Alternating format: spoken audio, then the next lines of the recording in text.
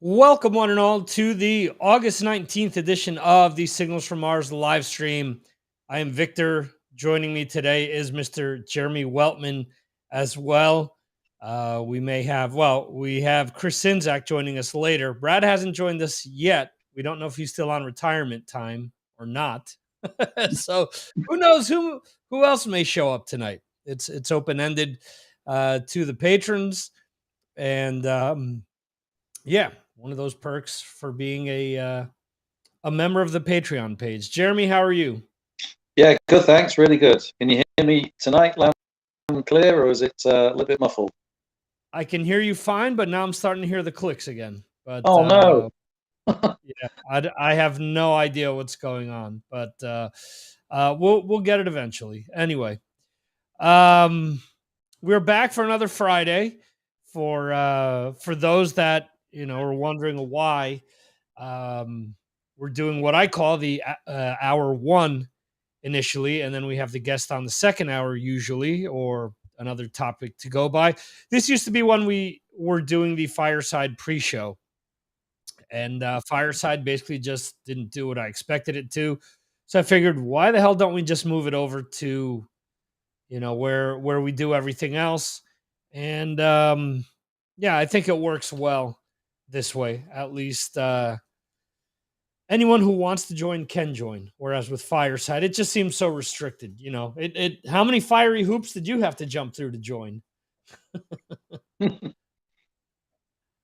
So it was a mess. But anyway, it's Friday. Let's talk about some new releases here. I wrote about the new Spirit Adrift album, 20 Centuries Gone. Spirit Adrift has been a band that I've been following these last few years. Much like Haunt, I think they're one of these bands that are at they're front runners of this newer generation of metal that has been coming out these last few years. Spirit Adrift came about in 2015, so they've been around for 7 years at this point, 4 full lengths. And then this album is 2 new songs, and then the rest are covers. They're covering Type O Negative, Pantera, Metallica, Thin Lizzy, ZZ Top, and Leonard Skinner. And with my write-up, I mentioned that they remind me a lot of Metallica and how they did their covers. And the reason behind that, you listen to something like Garage Days Revisited, and their songs from, Killing Joke and the Misfits and Budgie and so on and so forth, where they sound like Metallica songs. They're covering these bands, but they sound like Metallica. And I think Spirit Adrift has done this. Instead of trying to make a carbon copy of the songs, they sound as if they're Spirit Adrift songs, and they could, slot them in within their set list.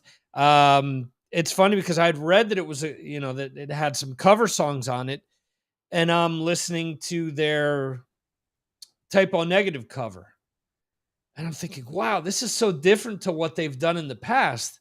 Like, this actually sounds really good. I'm like, the one thing that seems kind of odd here is that the singer sounds like Pete Steele in a way. And I look up, I'm like, oh shit, so this is actually a Type O Negative song. So it was cool. So the music sounds more like a Spirit Adrift song, but the vocals were kind of a heavy, like deep Pete Steele singing. So I enjoyed it. And I think that there's a lot of stuff that I need to check out that's come out today. I just haven't been able to listen to more stuff. New albums by Soilwork, Lillian Axe, Thunder Mother, Five Finger Death Punch, 6x6, Conan, Hammer King, I Prevail, Silver Sun Pickups, Spite, Orthodox, Alpha Male, by Holding Absence, Dead City Ruins, Mass Extinction, Kala, Buried Under Sky, Tough on Fridays. The Dead City Ruins, I believe I posted a video of that on Patreon, and I watched another video earlier today, and that has some stuff that is making me want to check that album out. So it's called Shockwave. I'll hopefully check that out this weekend. EPs by Chloe Trujillo, Robert Trujillo's wife, with Rav Medic. Some of those songs I've listened to are actually pretty cool. Actually, I've listed the Buried Under Sky twice, so I have to remove the one. And then the Black Skeleton also released an EP compilation. I listed this a few weeks back, but it looks as if this may be being released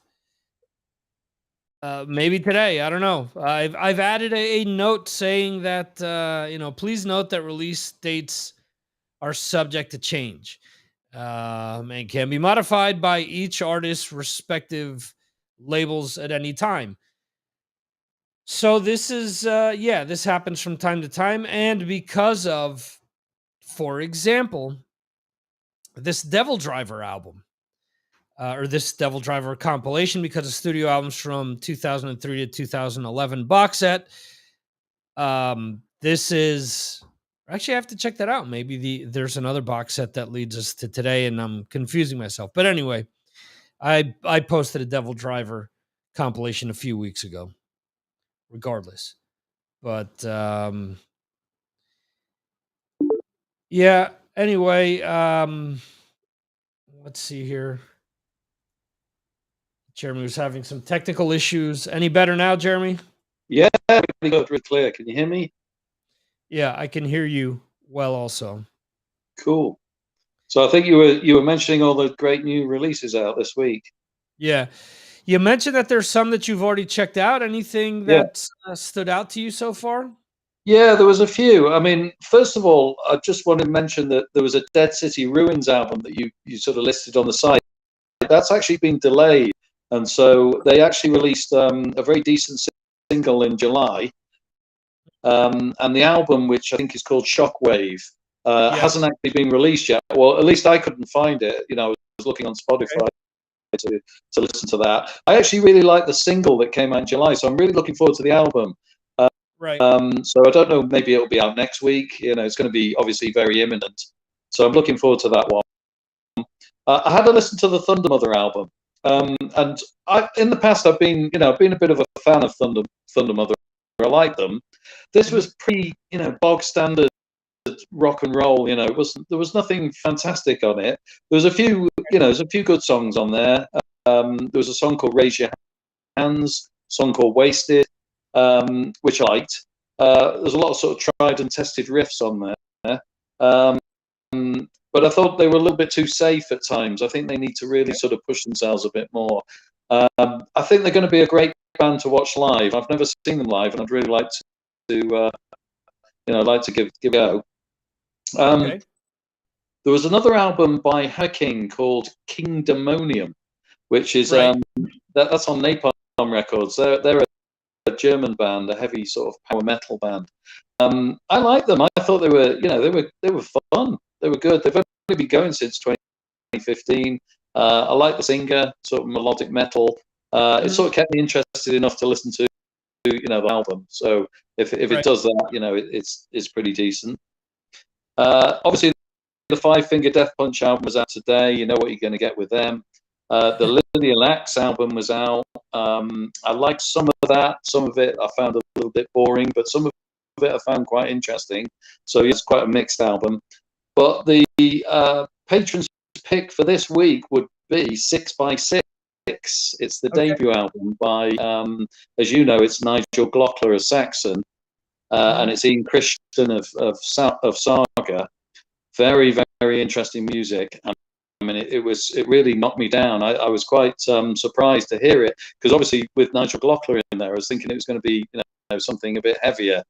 It was sort of a mix of Rush and Pink Floyd and early Magnum and Dream Theater, and yet they've really sort of carved out their own their own really.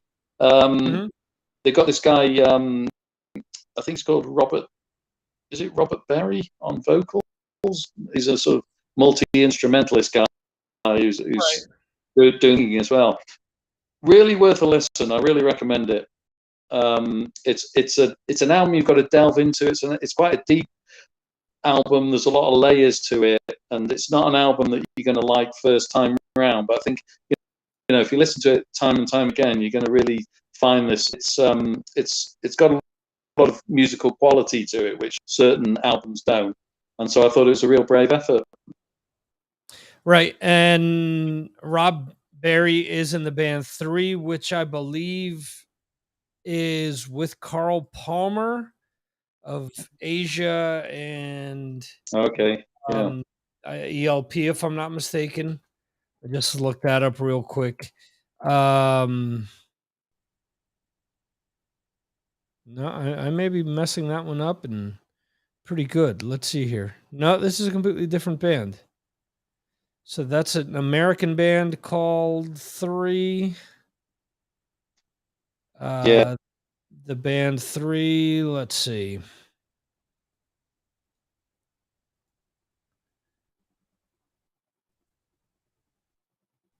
Nope, it's still an American band out of Woodstock, New York. Band 3, let's see, Rob Berry. Folks, nothing more exciting than having someone on a live stream typing and looking up information. So let's see, Robert Berry. Yeah, Keith Emerson and Carl Palmer are in the band 3. And Rob Okay. Berry is the guitarist and singer of that. But Yeah. he's been in, so it says he's best known for Hush, 3 with Keith Emerson, Carl Palmer, Ambrosia Alliance, Los Tres Gusanos, so the 3 Worms, whoever that band may be. He was previously in the Greg Kihn Band and 6x6 with, it says Saga Saxon, with musicians from Saga, Saxon, and GTR. Yeah. Yeah. So, well, it's just it's a really interesting collection of songs. Well worth a listen, and it's just interesting to hear something a bit different, really. mm-hmm. Yeah, the songs that I've posted in Patreon from 6x6 have gone over well with you guys. So it's actually no surprise that this is your patron's pick for this week. So cool. I'll have to check that out as well as some others. So you're telling me that the see, again, this is why I've added this disclaimer that the where's this album, Dead City Ruins, that is not out yet. It's certainly worthwhile waiting for, because I think that single they brought out, was good. Yeah, you know why I may be getting mixed up with this is because I think I was sent the promo already. Let me just check that out real quick as well. In the meantime, we have Bill Elam and Brad Dahl in the chat. And both of them, as well as Jeremy, usually show up for Trivia Tuesday. So if you're so inclined, Trivia Tuesday is a show that I do exclusively on Twitch. Some of these guys join me as well, and it is always a lot of fun to talk trivia with these guys. So yes, looks like the album has been pushed back to September 16th.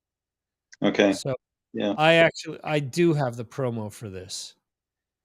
And well, I certainly recommend you have a listen, Victor, because they're a pretty good band, I think. Yeah, it looks like I'll be downloading this and checking it out. So anyway, oh, that's right. Brad is in LA tonight. That's why he's not joining us. But yeah, hope you and Nate are having a great time out there in LA. And he's just missed my daughter. She's just left LA. She went to Las Vegas. Okay. Cool. Last time I was in LA for my honeymoon. It's the only time that I've been there. I was we got to listen to Ozzy playing live because he was at the Sunset Strip Music Festival. He was the guest of honor that year. So we could see the stage, the back of the stage, and we could hear Ozzy playing. He had Gus G in the band at the time. We were waiting to get into the Viper Room to see Ace Frehley play, while various members of Korn were walking down the street. going back to their car because they had parked behind the Viper Room, and we got two extremes. We had Fieldy, the bass player, walking down the street first, and he was holding a can of beer, and he was saying, "Who you all waiting for?" And people start saying, "Ace Frehley, we're waiting for Ace Frehley." And he was like, "Ace Frehley, you guys are going to see Ace Frehley?" And he started pouring his beer out as he's walking down the street.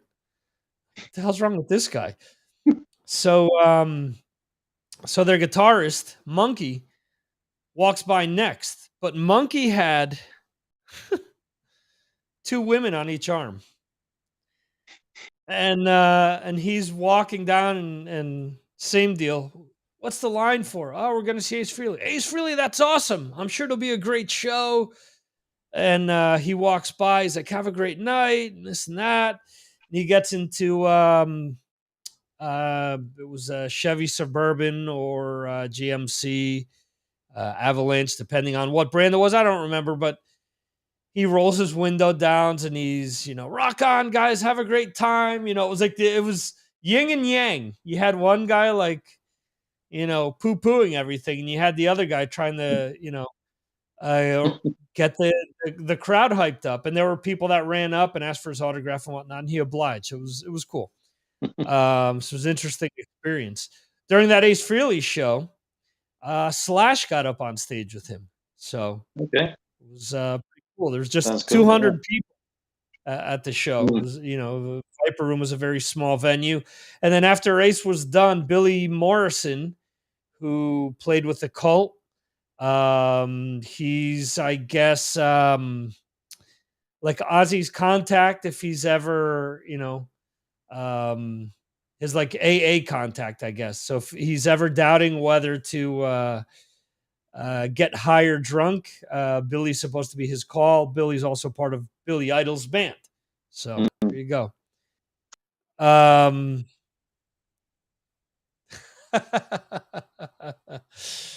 Bill is saying that Ace would have said, "You're ruining a perfectly good beer, Curly. You're missing the ack." Oh, live from LA, Mr. Brad Dahl. I don't know, Brad. Is that you in a bed? I don't know if maybe I should turn the camera off, or are we gonna have like some Tommy Lee like exposure going on here? You can only hope, can't you? Yeah, I just how's the quality other than being really, really dark? Oh, Dark, and it keeps. I can kind of see that. Yeah, it's been cutting in and out, but let's see if maybe you can hold the connection. Hi, anyway. Good to see you, Jeremy. Yeah, it's loud and clear, Barrett. I can hear you really well. Can't see you, good. but I can hear you. Yeah, which room's in here? Brad looks like he should be on the cover of Queen 2. There we go. Yeah. All right, light. Yeah. Yeah, there's actually daylight out here. And I got a nice view of the satellite dish on the roof here. Oh, wow. But some people would pay for that kind of stuff, Yeah. Give me your best view of the satellite dish. It's hotter than hell here. It's like 90 degrees. Yeah, so it was pretty hot here as well. Go ahead, Jeremy. So you're in LA. I'd expected you to be in the Troubadour or the Whiskey, and we'd have a live session from there. What's going on? You're just stuck in the hotel. Yeah, we were actually in Hollywood just there, and we're going to the baseball game tonight. So we got up, and we're going to take a bit of a nap, so we can stay up late tonight. So that's the plan. Nathan doesn't want to have to deal with grumpy Brad, so I get that. I'm sure Nathan is forcing you to have a nap. I'm going to say that the feeling is mutual. That we both need naps. When you say, yeah, he's yeah. Up way too early today. I can imagine. So yeah, so 6% in on this album, Jeremy. Say that again. I didn't hear the. Oh, I was saying 6 by 6 that you were talking about earlier. Yeah, I'm 100% in. good. Yeah. It's it's a great album. It's certainly worth a few listens, and as I say, it sounded very different to what I expected as well. Would you say the 2 songs we've heard already are kind of stuff, or does it get kind of weirder? Or? I think on balance, I think there's a lot of melody on the album, but I think it's very much the same kind of style all the way through. The sound, they've created their own sound, and that comes through the whole album. There's plenty of prog there, but there's plenty of melody. I didn't really play it very loud. I had my headphones in at the time when I was listening to it, so tomorrow I might sort of play it without the headphones and turn it up a little bit. But it's certainly, I was quite surprised how good it was, and the quality of the musicianship came through. So it's great. Yeah, Robert Barry, he did that album with Keith Emerson and Carl Paul. I don't know if it was the Ahmet Ertegun thing, and for some reason Greg Lake wouldn't play that show with them. So Robert Barry did, and that led to them doing an album. I could be at the timeline. But that first album they did, 3, is pretty good. Then he did one, he was getting Emerson, and Keith Emerson died. Mm-hmm. And then, so he went on with and put an album out called 3.2. And, right. And I got to be honest, I don't really enjoy that one. Yeah. It's a little long-winded. Yeah. So Metal Dan is saying that Airborne will be playing the Troubadour. In my opinion, huge band in a small place, 4 albums in, and they seem to struggle in the States. Dan, you want to see Airborne in the Troubadour or a place like that. I've seen them. I saw them years ago in Bilbao, Spain. And the place where I saw them, I think fits probably about 1,500 to 2,000 people max. It wasn't the fullest I've seen it. That would be with the Cavalera brothers playing there. But this place is set up. It's a decent sized hall, and there are bars set up at various points. You want to have a small enclosed area for them because the name of the singer slips my mind right now. I know it's not Ryan O'Keefe, who was the ex-guitarist who I interviewed. But I did interview the drummer who was the singer's brother, but it was eons ago. No, okay, so Ryan O'Keefe is the drummer, Joel O'Keefe is the singer. So I got that right. David Rhodes is the guitarist that left. Anyway, Joel is a madman. So in a small enclosed area, he's all over the bar. He's jumping on people's shoulders. He's, it's like seeing Angus Young in a small closed down thing. I know there's a lot of AC/DC references or comparisons, I should say, but he does the bit on people's shoulders, drinking the beer, drinking the whiskey, playing up on the bar. He's a madman. It's definitely a show. It's awesome to see. So I guess Metal Dan follows up by saying, I've done them twice in a small venue. People don't know what they will be missing. Yes, we met the band. That's awesome. So cool. Thank you, Metal Dan, for joining us tonight and letting us know. So see, there you go, Dan. If you're a true LA Dodgers fan and you decide to leave in the 7th inning, you can always go to the Troubadour. Yeah, that ain't happening. If we're not leaving till the game's over, and then going to Tommy's for a burger. So, yeah, that's our. But I didn't know Airborne was here tonight. That is intriguing. I would like to see them. Yeah. Really cool live band. Jeremy, have you seen them? Yeah, I've seen them twice. I saw them at the Rambling Man Fair in Maidstone, which is a really good show that they had on sort of 4 or 5 years. And the guitarist goes up the rig and pretends to fall off, and yeah, they were good. And then I saw them supporting another band, and I was just trying to think as you were talking then who they were supporting. I have, for the life of me, I can't remember who they were supporting, but I walked in to the MEN Arena as they were playing, and it was really electric. There's a lot of people in there. As you say, they were, like an AC/DC cover band, but really good at it. So yeah, really enjoyed it. It'll come to me in a minute who was actually headlining that day. Well, look at that. They were so good that you can't remember who they were. Headliner. Yeah, exactly. Maybe I just watched Airborne and went home. Or maybe that headliner just flat out sucked and Airborne, left a bigger impression. Yeah, probably. So, all right. So Dan is clearing things up here. Airborne is not playing tonight. They're playing in October. So, okay. Thank you for clearing that up, Dan. I will be able to sleep now knowing that Brad may be able to make the Airborne show in October. Yeah, I was feeling kind of bad like them, but now I don't feel as bad. See that?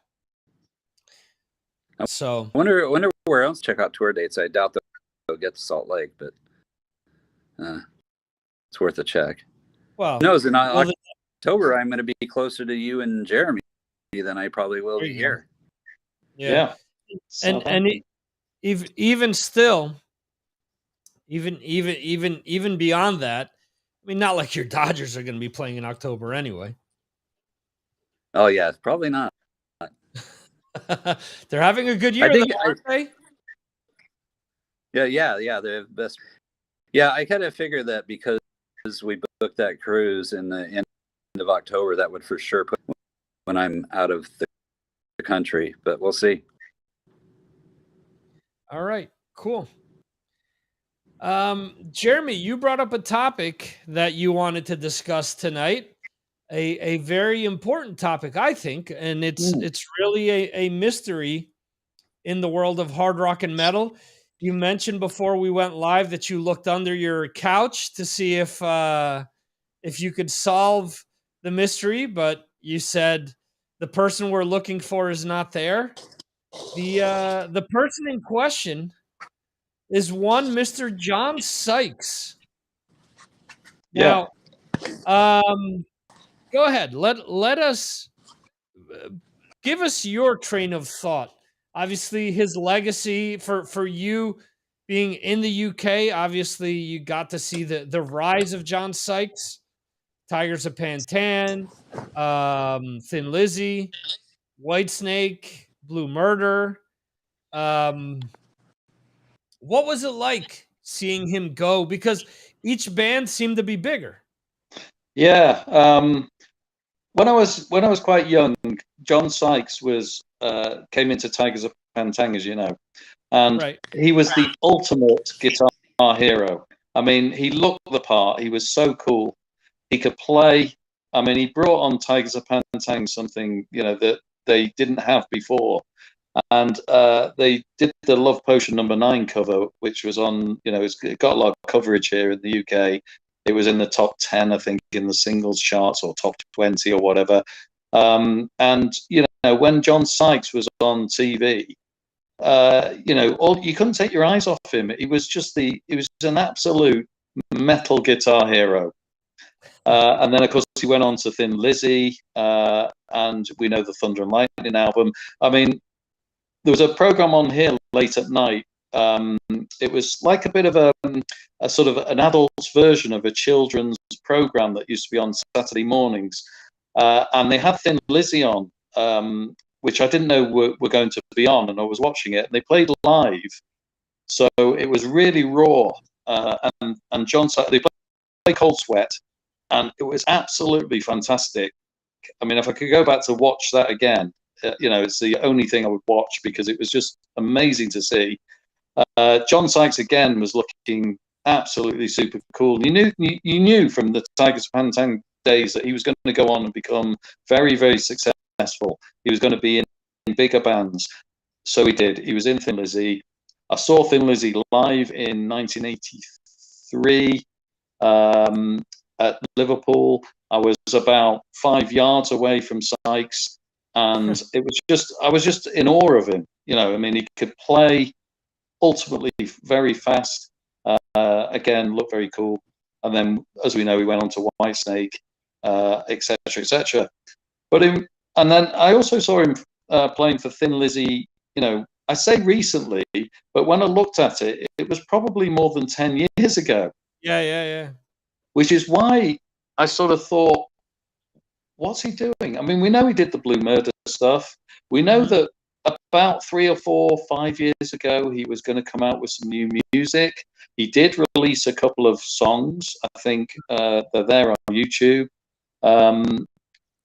And it's all gone quiet for 3 years. Now, there was a message that on his website that says their record deal fell through. But that was 3, maybe 4 years ago.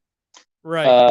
And prior to that, he's had a break as well, where there's been no music released. So the end of all this is, where is John Sykes? What is he doing, and why? And I just can't understand it, because this is a guy who should be playing regularly. And is it because maybe he's earning a lot of royalties and he doesn't need to, he doesn't need to work? I've heard rumors, and these are allegations and rumors, and I'm not going to say this is true, but a lot of people say that he's a bit lazy, so he doesn't want to, push himself to release stuff. Where's John Sykes? Well, I can tell you what I've heard over the years. Remember, Winery Dogs was supposed to be a new version of Blue Murder. It was supposed to be Sykes, Billy Sheehan, and Mike Portnoy. It was supposed to be like a new revamped version of Blue Murder. Eddie Trunk had been working on getting Carmine and Tony Franklin back together with John Sykes for the longest time. And I remember Carmine always saying, well, I'll never work with him again. He's such a pain in the ass, blah, blah, blah, all this stuff back and forth. And then ultimately, for example, the band that ultimately went on to become Winery Dogs became that because Sykes, from what I've heard, is that he's a bit of a procrastinator. And at the same time, it's because he wants perfection in everything. So he takes forever to do something, but when he does it, he wants it to be as perfect as possible. So kind of like an Axl Rose, where he doesn't want to let anything go because he doesn't think it's good enough. Mm-hmm. Now, let's not forget that he also, over the years, tried out for Def Leppard before Vivian Campbell came into the band, along with Adrian Smith of Iron Maiden. They both tried out for that spot. And apparently they were going to give it to John Sykes, but something in the end just didn't work out. And I guess Carmine recently, and I'm saying recently, this is like within the last 5 years, has said something to the extent of, I'd love to do it, but it's just that John just doesn't. It was like something alluding to the fact that he didn't want to go out in public and do stuff anymore, I guess is what he was saying.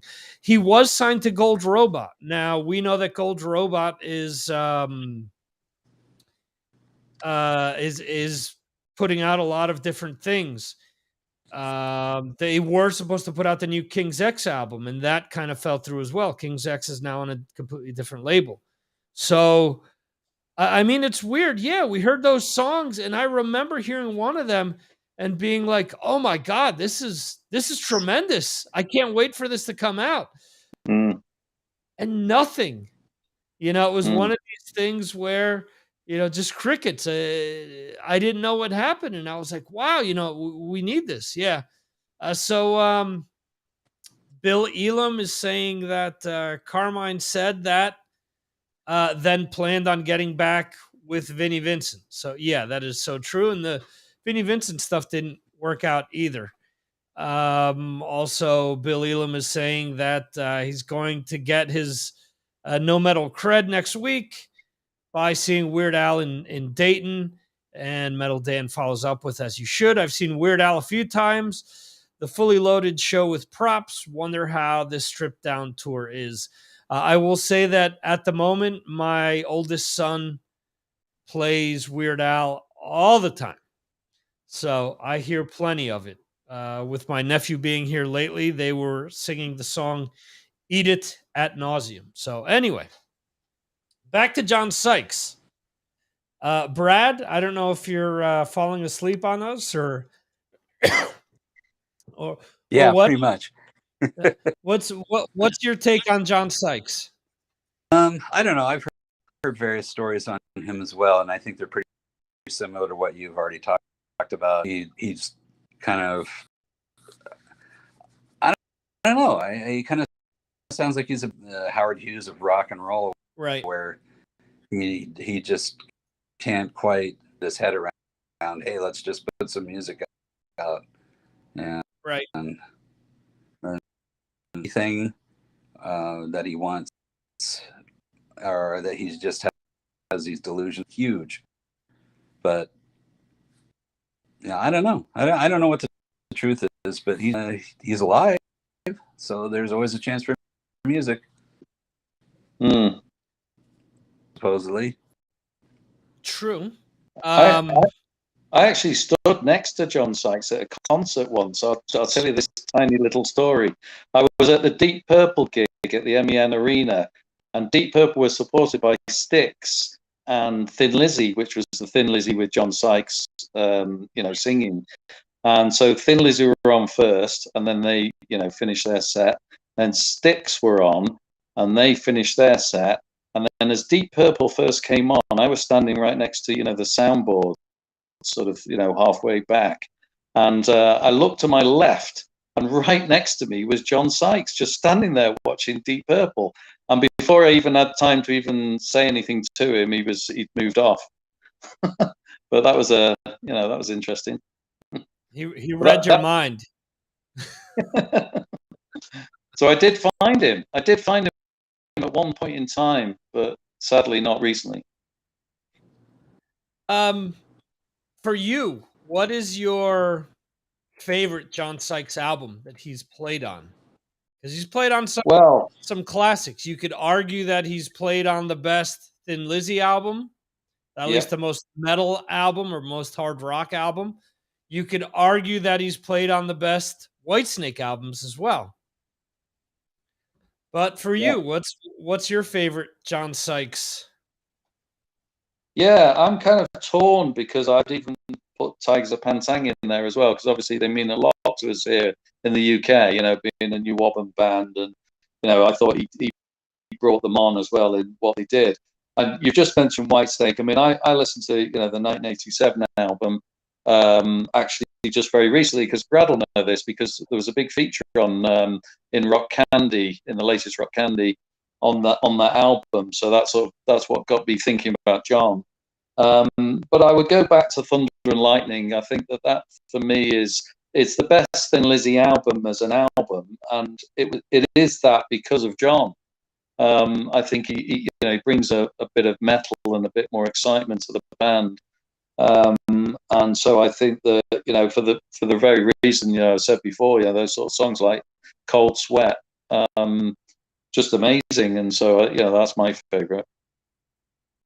Brad, your favorite John Sykes moment? And I thought that Jeremy was going to say not that it was featured on Rock Candy, but featured on Yarg Metal, yargmetal.com. Yeah, that would be nice. Yeah, his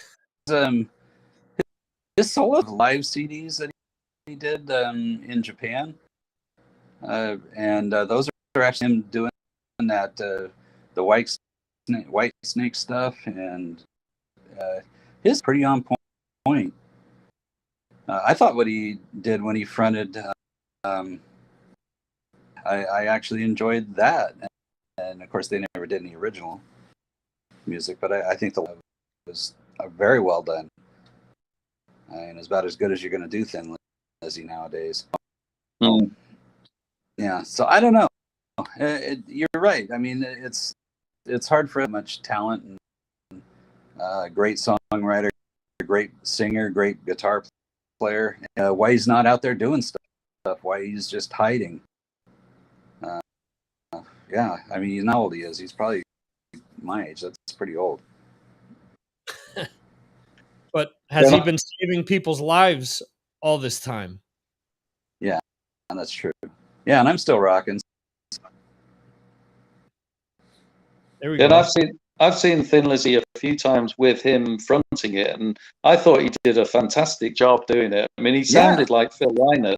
You know, when he was singing, he did a really good version of Phil. And as we know, Ricky Warwick, which is Warwick, not Warwick, as you guys say, he sounds like Phil as well. I mean, he does a very good version of it. You know, so you can't choose between them. But I really like John Sykes doing Thin Lizzy, and I thought it was a great band. I agree 100%. You know, Jim, I'm going to sign off here pretty quick. Hey, Jeremy, you know, when you had your issue with Rock kind of piped up to help you out, well, they decided to send me a bonus copy of that. I'm like, how many copies do I need, guys? But anyway, I thought that was pretty funny. Yeah, Rock Candy, great magazine. There you go. Yeah. Just sign off. You guys are awesome. It's so good to see you, and everybody have a great. You too, Brad. Thanks for joining us, and Cheers, Brad. Appreciate your time out. Yeah, and hopefully we'll see John Sykes someday. Maybe it's a troubadour, or maybe you'll run into him in Southampton. Who knows? Yeah. Cool. All right, Brad. Have a good one. Cool. Mr. Brad Dahl joining us from the road. So yeah, for me, my favorite John Sykes moment was the self-titled Blue Murder album. I still play the crap out of that album. And I know when Carl Alvarez was on, I guess it was sometime last year, he said, well, you know, the album was okay. And I'm thinking, I was almost gritting my teeth. I'm like, that's a fantastic album. You know, at least for me. Outside of Jelly Roll is the only song that I kind of don't care for on that album. Of course, it had to be one of the singles. But I think the rest of that album is just fantastic. The one after I actually won off of Eddie Trunk. It's signed by John Sykes. And now I don't remember if I still have that or if that was one of the things that I sold on eBay before moving over to Spain. But Nothing But Trouble, I think, is the name of the album. And there's only really one song that I like off of that, which was We All Fall Down, which was the first track off it because it reminded me of the previous Blue Murder album. Unfortunately, the rest of it I don't think it's as good as the other stuff, but some of the solo stuff that I've heard over the years, I think has been pretty cool. But there was a 4-year gap even between those two albums as well. Right. The Blue Murder album and Nothing But Trouble. You know, it's 4 years between them, so you know he doesn't rush out the stuff really. But it just shows you how many good albums there are by him. You know, he's been on a lot of good stuff. I mean, I haven't even mentioned Slide It In as well, which is another good Whitesnake album. Which Bill says that Bill Elam is saying that Slide It In he says mine would definitely be Slide It In. The edge on his version is excellent. Yeah. So another fact that not everyone knows, but do you know who the lead singer of Blue Murder was originally? No. Ray Gillen, who went on to sing in Badlands. Okay, right. Do you know who else sung demos for Blue Murder? No. Tony Martin, who ended Oh, up okay. replacing Ray Gillen in Black Sabbath. So Yeah. there's that whole connection. From what I've heard over the years, is that he wasn't willing to pay them what they were looking for. So that's why neither one stayed in the band. But even Right. still, I think he did all right by singing lead on that. I've mentioned this a few times. I was supposed to see Thin Lizzy fronted by him, and it was one of these things where I was like, "Wow, I'll finally get to see John Sykes." And they canceled last second, and we got Lizzie Borden instead. So a little different there. Differently. But, yeah. Yeah. another. Yeah. Go ahead. No, I was just going to say I saw them live quite a few times during that era when he was fronting the band. One of the times I watched them was at Liverpool University, which is quite a small gig really. So you could get quite up front and personal with the band, and it was fantastic. Really good. I mean, you can't go wrong because they're playing all the old Lizzie songs, so Right. it's great. Yeah. Yeah, I mentioned Lizzie Borden. We're getting all these connections from Thin Lizzy to Lizzie Borden, from one guitarist to one away from John Sykes. Bill mentioned Vinnie Vincent, but there's another one who's about to release some new material. Joe Holmes, who was in Lizzie Borden, played with David Lee Roth, and is probably best known for playing with Ozzy on the Osmosis tour. Only ever recorded one track with Ozzy, which is Walk on Water. He released an album under the name of Pharmakos a few years ago, which I thought is a stellar album. Similar to John Sykes in the sense that they're both two ripping guitarists that went away. I know that for Joe Holmes, he became a born-again Christian, and there was religion involved with everything. But he's been releasing these teasers for this solo material that he's going to be releasing. And it sounded pretty cool to me so far. He's got the singer of Pharmakos on there also, which is fine by me because he kind of sounds like Chris Cornell from Soundgarden, and that works really well with his playing. But have you heard any of these teasers? Did you listen to the Pharmakos album at all? No. Okay. No. Nothing. Definitely something that I recommend you checking out because it is an interesting mix.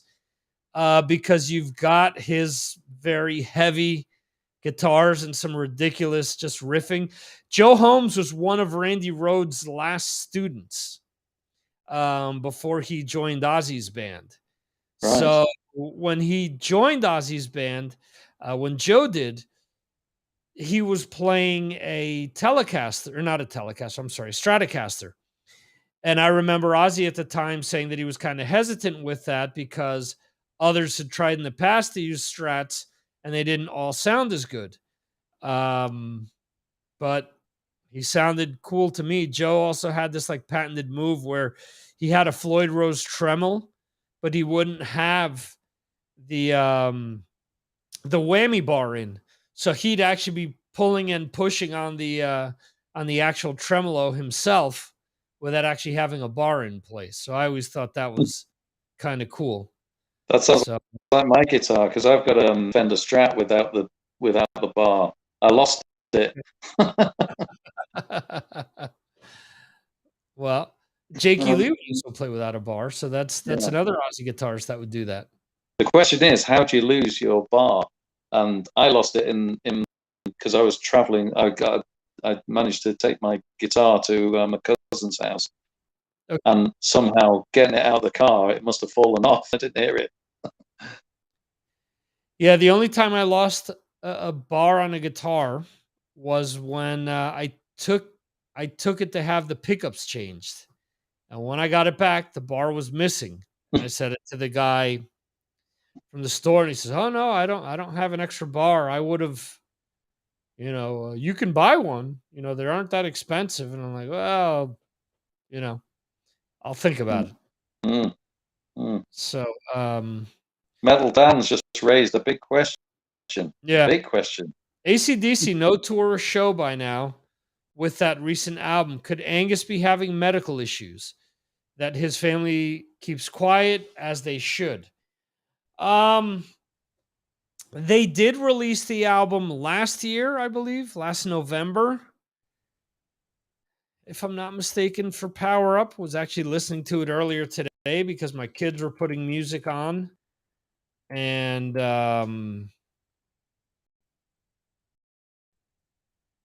they decided that they were going to play songs off of Power Up. No, actually, November 13th, 2020. So it came out almost 2 years ago in the middle of the pandemic. Yeah, I thought it was longer. Yeah. Yeah. So I don't think that it's, I mean, I could be wrong. I don't think it's health issues from Angus so much as probably they released that album, as a tribute to Malcolm. Maybe they just didn't have, because it was during the pandemic, they weren't going to tour behind it. That's just what it seems like to me. And it could very well do with their ages and everything else. Because let's remember, Cliff Williams said that he was retiring from the band. Yeah, and Brian is doing the show with one of the two shows with the Foo Fighters for Taylor Hawkins. DC have set up a Sunday to register to find out news about the tour, and it's just been left there, but nothing on it since. Right. Metal Dan is saying you don't need Cliff. That's funny. Bill Elam is saying, I lost a whammy bar in a couch, sofa, whatever you call it, and never found it. Wow. The whammy bar ended up in the land of the lost. I've never found mine either, so I think they just disappear. Yeah, they just disappear in thin air. That's just what happens to whammy bars. But I don't know. That's interesting though, because obviously AC/DC is one of the biggest bands that can easily fill stadiums and arenas. Also, figure that a lot of bands are coming back and doing shows that were supposed to be taking place 3 years ago. How often are we talking about Ozzy and all that? So it could be a scheduling thing where this year they couldn't do anything, and maybe shortly we're going to hear about them touring next summer. I was just going to say, I think that they're going to be on a download next year. I'm going to have my bets now, and I'm going to say they're going to be on the download bill, because I know that the guy who organizes download, he books these bands well in advance. Right. He books the sort of 23 headliners in 21, and he knows what's going on. He wants DC back because they were on about 3, 4, or whatever years ago, right? And they were amazing, and he knows that they're going to be a big draw. And it's a bit of a different headline. He's always having Maiden on and Metallica and what have you. Right. So I've got a little bit of a feeling that it's going to be next year. If you had your choice of seeing AC/DC without Cliff Williams, or seeing Def Leppard headline playing Diamond Star Halos in its entirety at download, which are you choosing? Let me just think about this. It's AC/DC. Okay.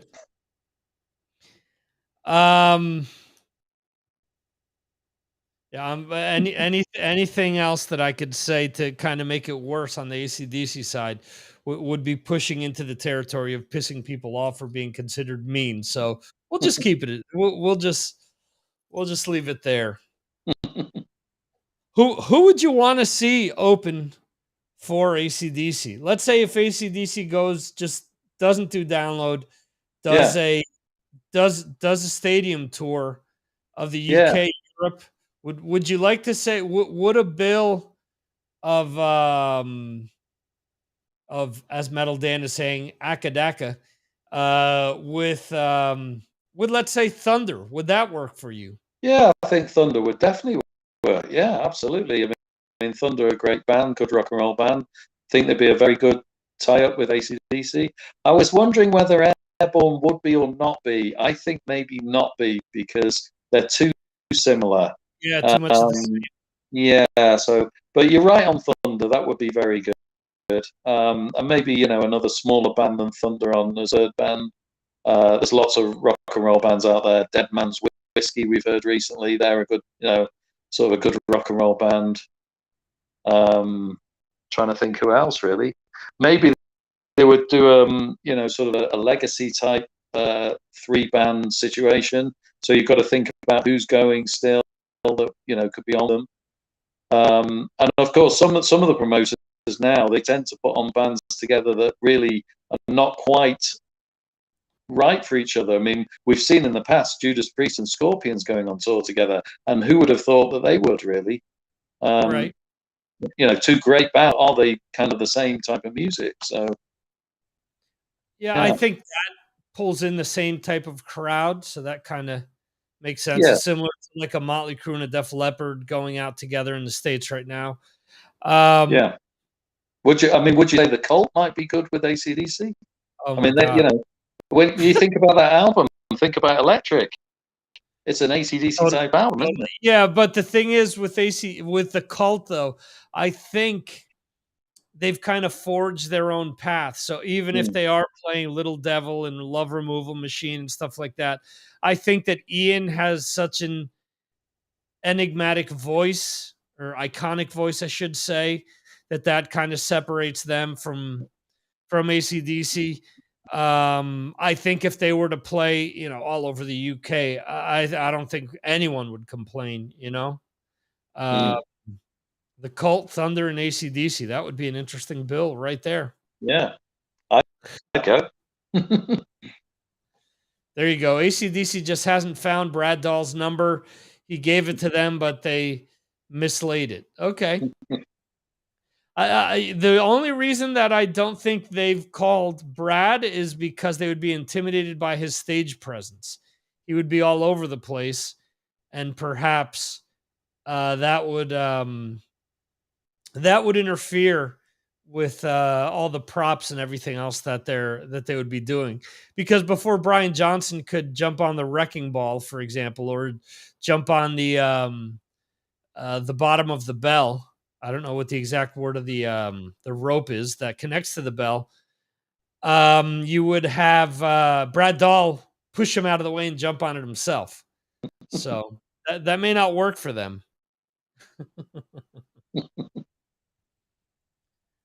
So awesome. The other question, of course, is whether we'll have another AC/DC album. I mean, it took a while for that one to come out, and it was a fantastic album. Can they top it? Do they want to do another album? That's the other thing. Good point. Is that their curtain call? Is that why that album was so strong? I know that a lot of that was demos from when Malcolm was around, but by chance, have they said, you know what? We're not going to top this. We did our tribute to Malcolm. We don't want to tour, given the time that's gone by. Let's just end it at this, because it's not going to get any better. Yeah. Is that a possibility? Yeah, and if they go out on this album, it's a great one to go out on. I mean, I play it now quite often, and I think it's one of the best, certainly one of the best of the most recent albums. So yeah, they'd have to really bring out another fantastic album. Have they got it in them to do another album? Do they want to do an album? They haven't toured Power Up yet, as we've just mentioned. So they need to go out and play some of those songs live. So they don't really need to release one. I can't see them releasing another album. Certainly not for the next year or two. and so that then that brings a question as to whether they're going to do it at all.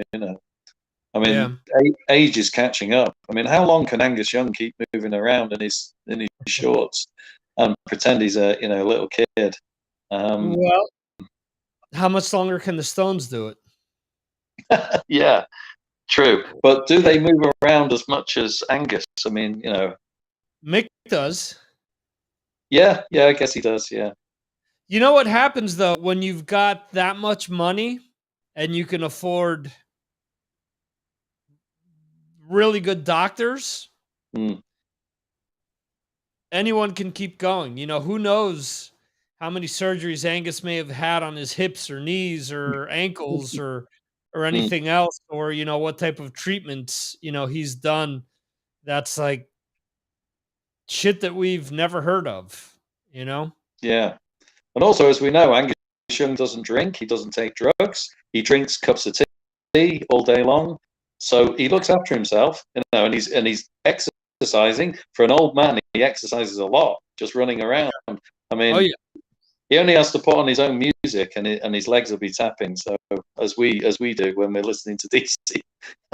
Yeah. Absolutely. Yeah. Trying to see where Mr. Czynszak is. Supposed to be joining us. The Decibel Geek. Yeah, maybe I've confused him with the timing again.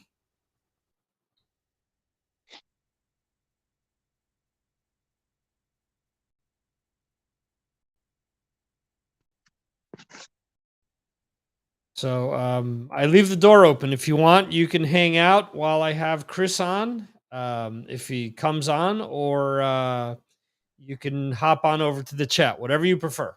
Yeah, no, I can stay in a little bit. I mean, I've actually got a question for Chris, and I'm going to keep it hanging until he joins us. It's okay. Yeah. Well, I've got two. I've got two questions. I just realized. Yeah. There we go. One about Decibel Geek music, and the other one about Decibel Geek followers. Yeah. Okay. Yeah, I was harping on him the other day because I've been religiously retweeting and resharing all of his episodes all these years. And I said to him, I go, how come you're bringing up, that Focus on Metal does it and Ages of Rock and all these other podcasts? I go, but you never bring up my shows. So I don't know. We'll see if that changes in the future or not. We also need to know, I mean, we need to settle this now. Is who has the best radio voice? Is it Brad Dahl or is it Aaron Camaro? Aaron Camaro came from radio, so yeah. But when you hear Brad, I mean, we all stick up for Brad. He's on our side, so we need to have a competition to find out who has the best voice. I don't know. I've had several people tell me that I need to make Brad my permanent co-host, and Brad is Brad. Look at that. He calls in from LA, from some plush hotel. He's showing off. He's just about to go for a nap, and that's Brad. No one can contain Brad, especially a retired Brad. So to have him as a permanent co-host would be kind of difficult to hold him down like that. Yeah. All right. Bill Elam is saying that Chris is on the phone with Rush to remaster his previous album. There you go. A little insight there from Trivia Tuesday from a few weeks back, where Chris actually was one of the answers for Trivia Tuesday, which was who produced, I believe it was, or was either which one of these did not produce a Rush album or who produced the last two Rush albums. I forget. But Chris Czynszak was one of the options. This week, Aaron Camaro was an option. But let's see. Metal Dan is saying, when I do listen to that show, I skip the opening through the end with Mooger Fooger. Okay. His clue to listen in is Mooger Fooger, I guess. Let's see. ROCKNPOD 2023, the radio voice cage match, Dahl versus Camaro. Anyway, we welcome to the show Mr. Chris Czynszak. How are you, Chris? Good. How are you? Sorry I'm late today. No, that's fine. I realize that you're in Central Czynszak time, so sometimes that's on time, sometimes that's ahead of time, sometimes that's after. But we'll work with what we're just happy to have you here.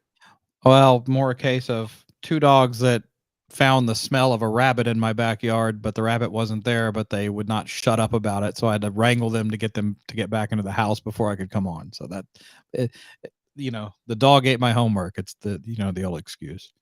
It could have been worse. You could have said that you found a pink paper bag on fire on your porch after someone rang the doorbell and you went to go step on it.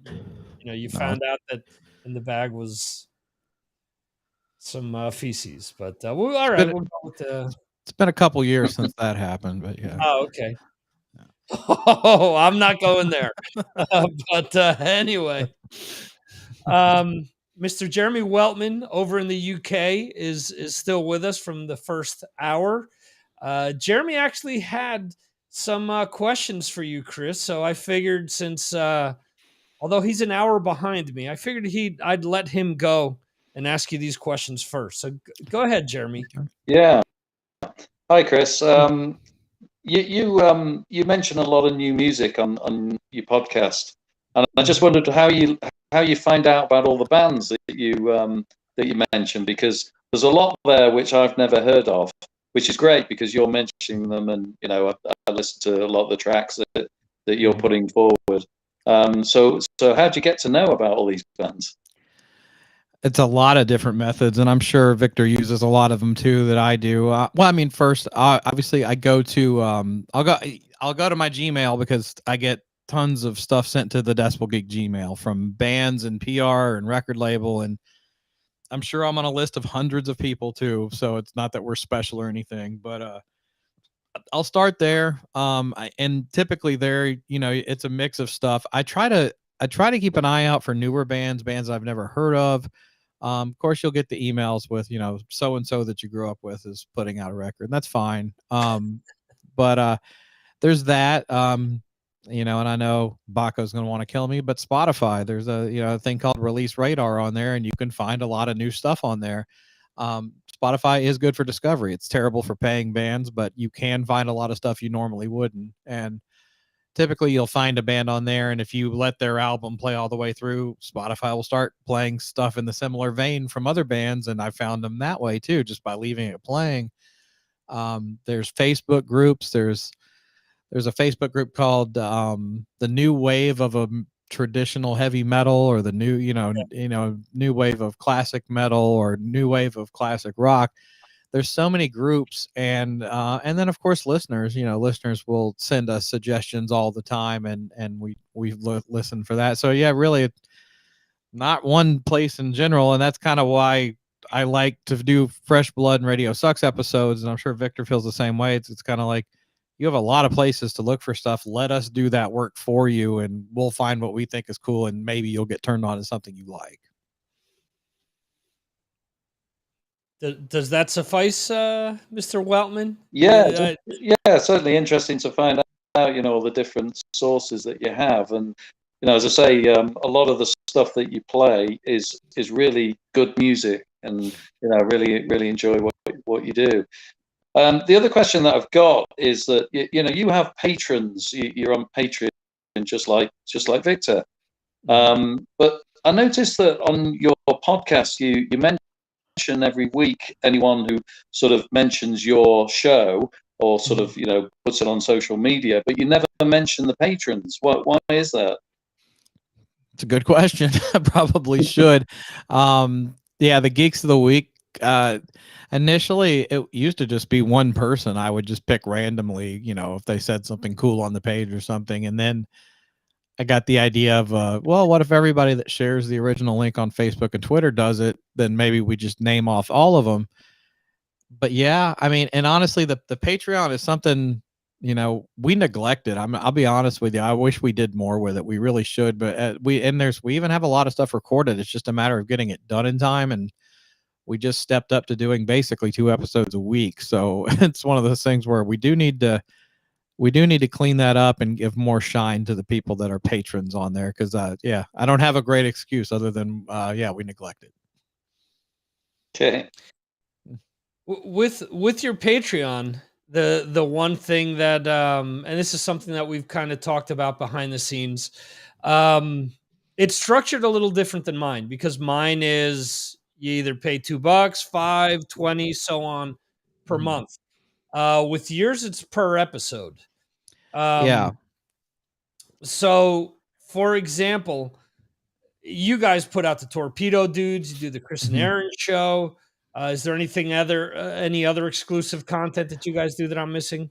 That's mostly it. And yeah, that might even need to change too, because initially it was basically you're a patron because you support the podcast as it is, but because of a patron, depending on the level you're at, you get extra, and we'll throw in, sometimes there's live things we'll release for certain levels, but yeah, I typically wouldn't charge for every post I put on there. It's when I release the main episode, that's the one I post.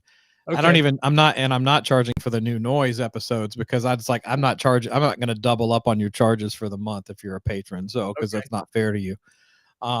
Even though they are legit episodes, but yeah, that's kind of the way we structured it. And although I think somebody told me that you can now take payments like for the year or for the month, like it was very limited before when I set it up, but that was so many years ago.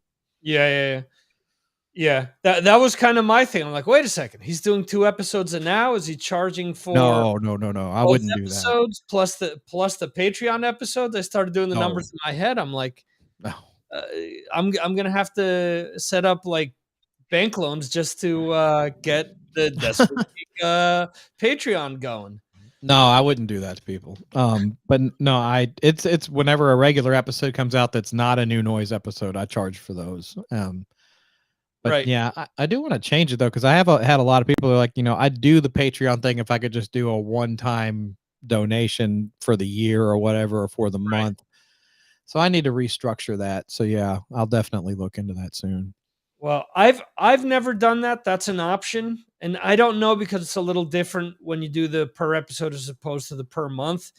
I have one of my patrons who actually paid the entire year, and then that Patreon page shut down. So he was out, after paying 1 month in, he lost 11 months worth of, someone's Patreon. So I don't know. It's kind of weird. I mean, I think it's cool, but the only reason that I haven't done it is, God forbid I get run over by a truck or something. I would feel terrible that I wasn't able to fulfill the entire year. But I get what you're saying. Yeah, there's some people that, wow, since I can do the entire year and get a discounted rate, right? I'll do it that way. They kind of suck though, because I don't know if you've been getting any of these surveys the last few months. They've been teasing allowing you to offer a discounted membership or a free membership even. And I did a recent set of questions, and I said, one of the things that I don't see this, or one of the reasons why I don't think this will work, is that the way that it's structured is I can only offer 1 month for free. So I was like, well, what if, I do the quiz show. What if someone wins like a grand championship and I want to offer a year free of Patreon? Why can't I offer that? Why can't I set the guidelines? Because ultimately, I'm the one that's missing out on the money. I mean, I understand that Patreon gets a cut, but I'm willing to, forego, payment from someone as a compensation for, a prize or something along those lines. I just find that kind of weird.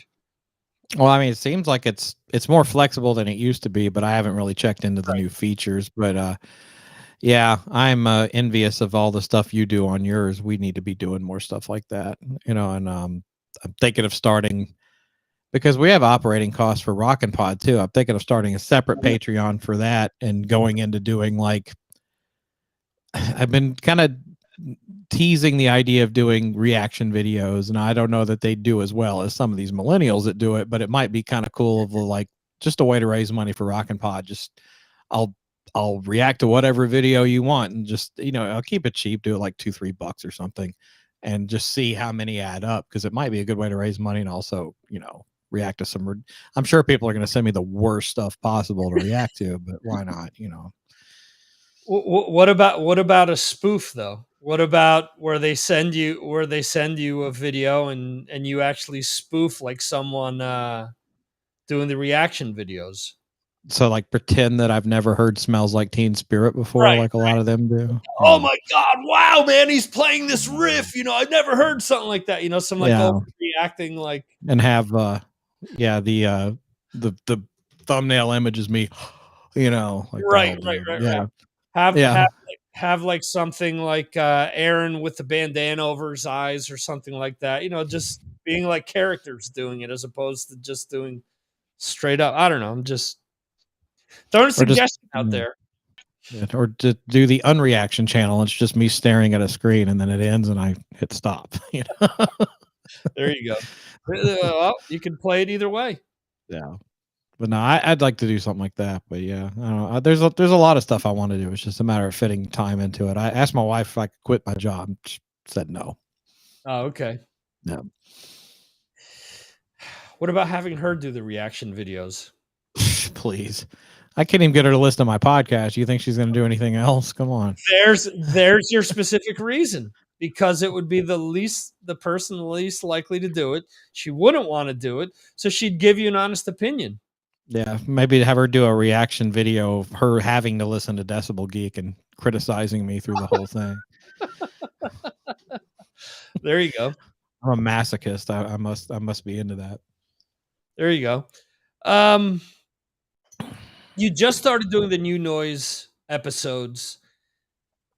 Obviously, I said this to Drew Fortier once, because when I was interviewing him, I caught myself saying, so how's the feedback been for these, for your signings or for the book or whatever? And I said, you know what, Drew, don't answer that. That's a horseshit question, because nobody's going to say, yeah, I had this guy come up to me the other day and say, your book is dog shit, man. I hated it. Obviously, people that like Decibel Geek are going to like the new noise episodes. For you, as somebody, as a presenter, do you think they've gone over better than what you've expected? Yeah. What you expected it to be, but okay. Yeah, definitely. We tend to get more feedback on those because it's current rock news, and we didn't want to. We resisted doing it for a long time because, like, that was kind of like the initial idea behind the show was everything we record has to be something that would be interesting to somebody 5 years from now, because that's the way podcasts are. People pick up on them all the time, and you do what you call evergreen content, which means it could fit into any era, and it's not going to be stale. But at the same time, it's like, there's all these interesting things happening in the rock and metal world, and it's like, we're going to shy away from talking about any of that stuff. And it's like, that just doesn't seem right. And then, there's other shows like your show and Cobras and Fire and some other friends of ours that kind of tackle new stuff all the time. And it's like, man, I want to do that too. So then it became once every few months we would do one just to get it out of our system. But then the feedback would be really good, and especially from other podcasters. Like, honestly, this is more fun to listen to than you guys doing a full-on theme show. Yeah. And I was like, okay. And then from there, it was just like, we need more content, because we had a lot of people like, love your show, but you don't put enough stuff out. So, because it'd be like sometimes 2-3 weeks in between episodes, and that's usually life just getting in the way. But Aaron and I were just kind of like, let's give ourselves a kick in the ass and we'll just make New Noise a regular thing, and every 1 or 2 weeks we'll have one of those come out between the regular episodes. But yeah, we get lots of good feedback on that. Yeah, it's been fun. And I don't think anyone hates them. People seem to like them. Right. I mean, with my Patreon show, I do a lot of the same stuff as the New Noise type stuff. Jeremy, in your opinion, what do you prefer? Hearing you're a part of a lot of these shows now, but do you prefer hearing the straight up interviews or stuff like that I do? Or do you tend to lean more towards the Patreon podcast? I know that people have told me and said, hey, I do like Mars Attacks, but Patreon shows where it's at. I like a bit of both. I just like the variety, really. I love interviews. Interviews are great. You have a lot of great guests on, people that might not have heard before, music that I've not heard before. So it gets you into new bands. So that's great. But I think variety is always a good thing. You don't want to settle on just the one thing. I think Decibel Geek's exactly the same. Listening to various stuff. You did the stuff on demos recently, which was a great show. I really enjoyed that. Thanks. Really, really enjoyed it. I mean, I can't wait to hear another's. But I don't want to hear that all the time. I like to hear, about the new music or what I do. And so, just shaking it up a bit is always good as a listener. Yeah. Well, I can't think of a worse thing than doing the same theme every week. And it's like because if the show's not interesting to you as a host, then you sure as hell are not going to be interesting to your audience. So it's like, if you have to keep it fresh for you, it's like, of course I have to bring Kiss into it. It's like, imagine being in Kiss and playing those same fucking songs every single night. It's like, I mean, look at Eric, focus in on Eric Singer when you watch Kiss now. He looks so bored. He looks miserable. But anyway, but like, and there's shows I listen to that are the same every week and I enjoy them, but I can't imagine doing that all the time. So it's just like, there was a time where I was pushing Aaron early on. I'm like, we should just be a Kiss podcast, because I know we'd be the best one if we were. Because I did, not to be arrogant, but it's just like, I know I could do the best Kiss podcast if I wanted to. And he's just like, no, he's like, we're going to get so sick of talking about Kiss every week, man. He's like, we got to do something else. So thank God I listened to him. And I can't imagine how bad it would be to do the same topic every single week. Just too much. Yeah, absolutely. Jeremy, do you think that the episode from 2 weeks ago on Patreon, did I kind of lose it? And was that a little too much when I started going over the top with some of my opinions? I think opinions are good. We always enjoy listening to opinions. I mean, it's great when you go over the top. No, Victor's very entertaining when he's pissed off. Yeah. Well, you need to check out the Patreon show then. Yeah. I mean, the great thing about what you do, Victor, is that you're posting up videos which I wouldn't come across in just on my own. So there's a lot of stuff there you're pushing in front of us. You do your album of the week, and you're doing your podcast stuff, and so there's a lot of content there. And both of you really, I mean, if you think about it, $10, what can you buy for $10? I mean, I don't know what you can buy in the US, but here in the UK, it's worth £8 or £9. I mean, you can barely buy a sandwich and a drink for that price. So if you think that you're paying that per month for what the content that you're coming up with, and I know what the effort that you guys are putting into this, and it comes across so professionally as well. So it's a real good listen, and it's something that I'll always want to pay for. Awesome. There you go. Awesome. That's my next slogan: cheaper than a sandwich. And better tasting than a Subway sandwich.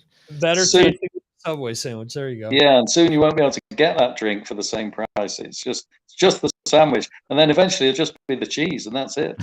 Yeah, there you go. And there's plenty of cheese to go around, isn't there? Well, you touched upon a topic that doesn't get a lot of attention. You mentioned Kiss, and a few weeks ago, you talked about the whole Sam Loomis thing, Do you think we're closer or farther away from finding out who Sam Loomis actually is? Jeez. I don't even care anymore. I really don't. I don't know. I don't know who it is, and I don't care. I mean, there's going to be a lawsuit, I'm sure, behind the scenes with somebody involved in this thing. Yeah, it's and that's why I posted the other night. I was like, thank God I don't host a Kiss podcast because I'd be forced into covering this garbage. But I don't know. As a fan, I'm happy to see the video, sure, but yeah, I don't need to know the dirty details behind everything. It's such a toxic fan base as it is, Yeah. That's similarities to and thanks Jeremy for being part of the show. Thanks, Jeremy. Tonight. Yeah, there's so many similarities where I used to do the Galaxy of Geeks show with Star Wars fans because there's nothing better than Kiss fans and there's nothing worse than Kiss fans. Right. That's what we would say about Star Wars fans on that show. There's nothing better than for years, and this is with all the Star Wars stuff now, or Marvel stuff. There's people griping about every single little thing, and it's one of these things where it's like, dude, we've wanted this stuff for the longest time. Just appreciate what you have after so many years of not having anything.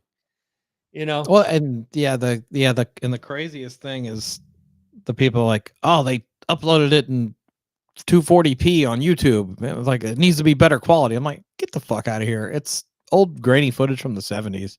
I mean, yeah, it'd be nice and all, but don't bitch about that. At least you're getting to see it. Them assholes, they haven't upgraded it to 8K footage yet. What's wrong with them? I want to see, the rest of the show from the Winterland. I want to see that extra footage, which good God Almighty.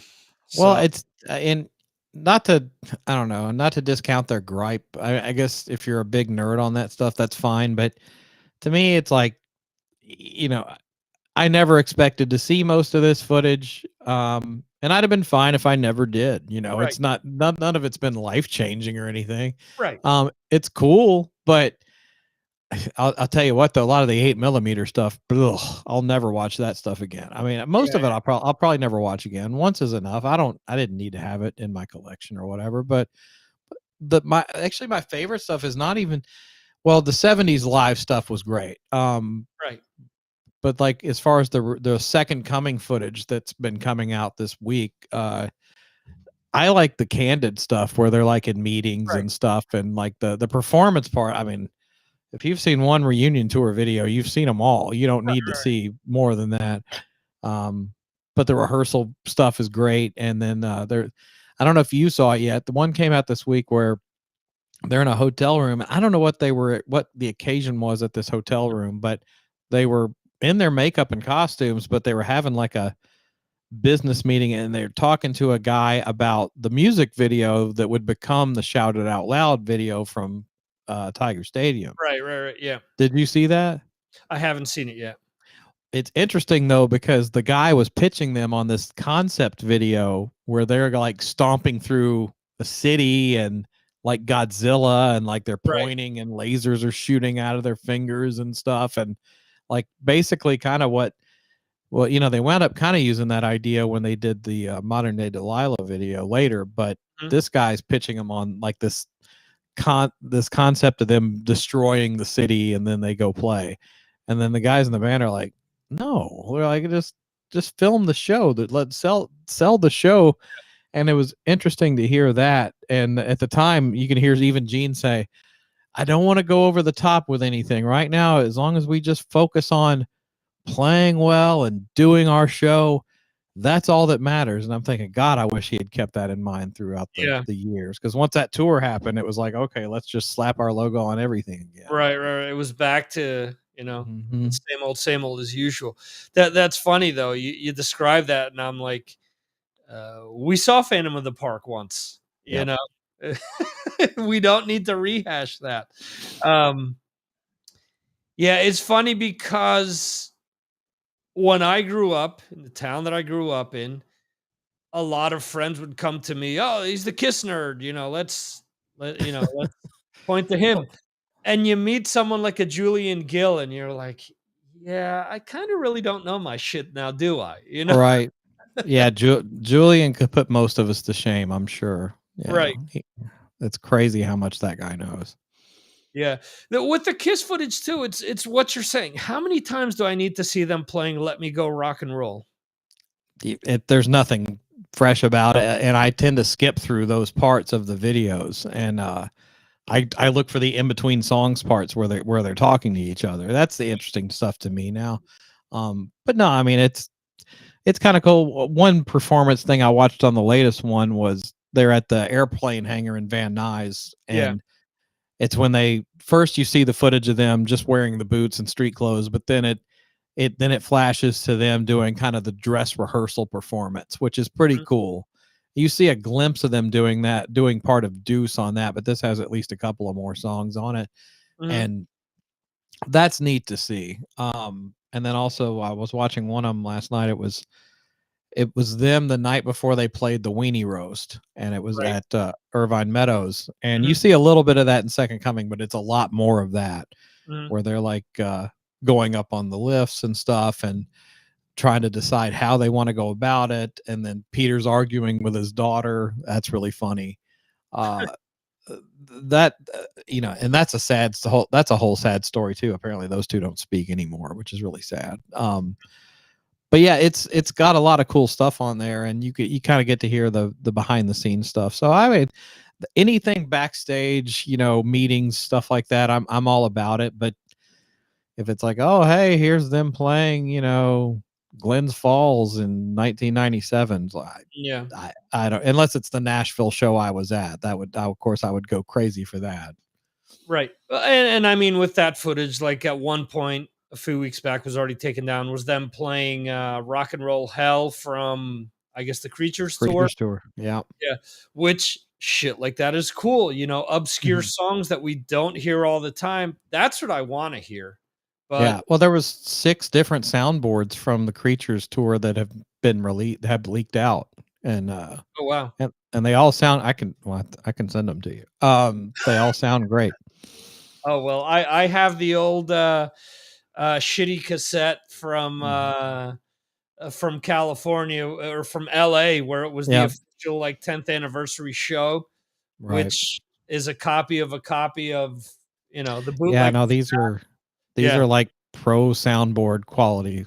Oh wow. And they sound awesome. I tell you what, early in the tour, it's weird. You can tell Vinny got rushed into the job because some of his solos early on in that tour are pretty bad. He didn't have the solos down at all, or even the concept behind it. It sounded like he was just winging it. So I'm like, I wonder how much rehearsal actually got done for this tour with him. For Rock and Roll Hell, the version that I heard, I'm like, yes, what the fuck is he playing? It sounds like his fingers are broken. Yeah. I'm like, and this solo isn't that difficult. So Jeremy, who's now in the chat, is chiming in with, you guys are Kiss mad for sure. I'd like to know what you see Kiss without. Would we see Kiss without Gene and Paul? Without Gene and Paul, yes. If you listen to the Dean Del Rey interview, which I've started to listen to, it's good. Yeah. Gene talks about they want to do something like Queen's "We Will Rock You" show, or Rock of Ages, where it's a 2-hour show, and the first hour and change is the story of how they became Kiss. Yeah, like a Broadway show. Yeah, and then the last 45 minutes is a performance. I tell you, but there's going to be such a small margin for error for that. That could either be awesome or horrendous. The biggest problem is going to be the voices. Well, that's the thing. Paul and Gene are not really replaceable. I mean, I guess they could be. Gene may more so, but there's never a good Paul Stanley. There's never really been anyone that can really nail it. So that would be a thing. And he also did. I love that he confirmed that he, because Gene's been friends with Mark Burnett, who created Survivor, for a long time, and he did confirm that they were shopping. They were calling it Kiss the Next Generation, which is like, oh my God, how Trekkie can you get? Yeah. But they were going to do it like the Rockstar NXS, where they were going to like rehearse and try out people to replace them. I got a lot of hate for mentioning this on Decibel Geek, but like, I would totally be enthralled and watch that week after week on television. I think it would be awesome. But of course, no networks picked it up. And like, you got Mark Burnett behind you, and the networks are like, nah, it's okay. That surprises me. With streaming, though, I could see like a Netflix or someone like that picking it up. That's a completely different avenue for them. Yeah. Yeah, I don't know though. Gene and Paul are old fashioned though. They're going to be like want it live on network television. I'm sure they're not going to get into the streaming idea. If it's the only people willing to put money in their pockets, I'm sure they'll change. Yeah. They can do what we're doing live as well. They can do Mhm. something on YouTube or whatever, and have people, send a message, send a Well, SMS to vote for so and so. but I mean, I don't really like the whole idea of doing like a Broadway musical thing before and then having them perform. To me, the Broadway idea seemed dumb from the get-go, but I hope they don't go that route. I just throw together some young guys, have them put on the ultimate show. Don't charge out the ass for it like you do for the regular band. Make it reasonable, and it does have a chance of doing okay. It's never going to be as big and nobody's going to really acknowledge it as Kiss, but Right. but if it's cheap and it's got a decent amount and decent show and it comes close to me, I'll pay $20-$30 to see it, but I'm not paying more than that. Yeah. Well, here's the idea that I floated to Mark Striegel way back when we were talking about the whole Dio experience thing with the hologram and stuff. I said that a band like Kiss could actually pull this off. And in the following manner, instead of being hologram, let's say, have Gene and Paul tour with this. Do like a storytellers thing. Talk about playing the Winterland. That I would go for. On giant screens, you see the performance. You see like a song or two from that performance.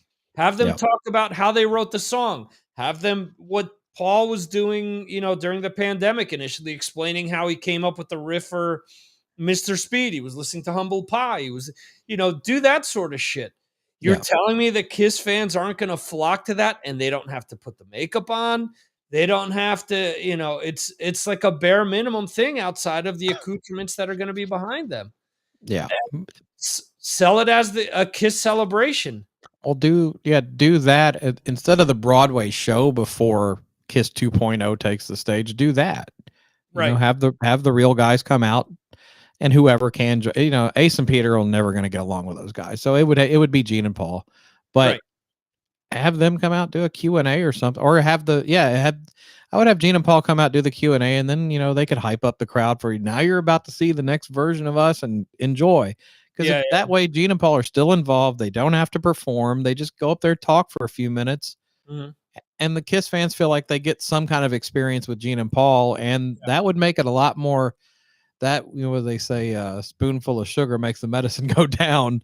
That would be the spoonful of sugar to make people kind of, embrace Kiss 2.0. Well, yeah, I'd go see it. Why not? Yeah.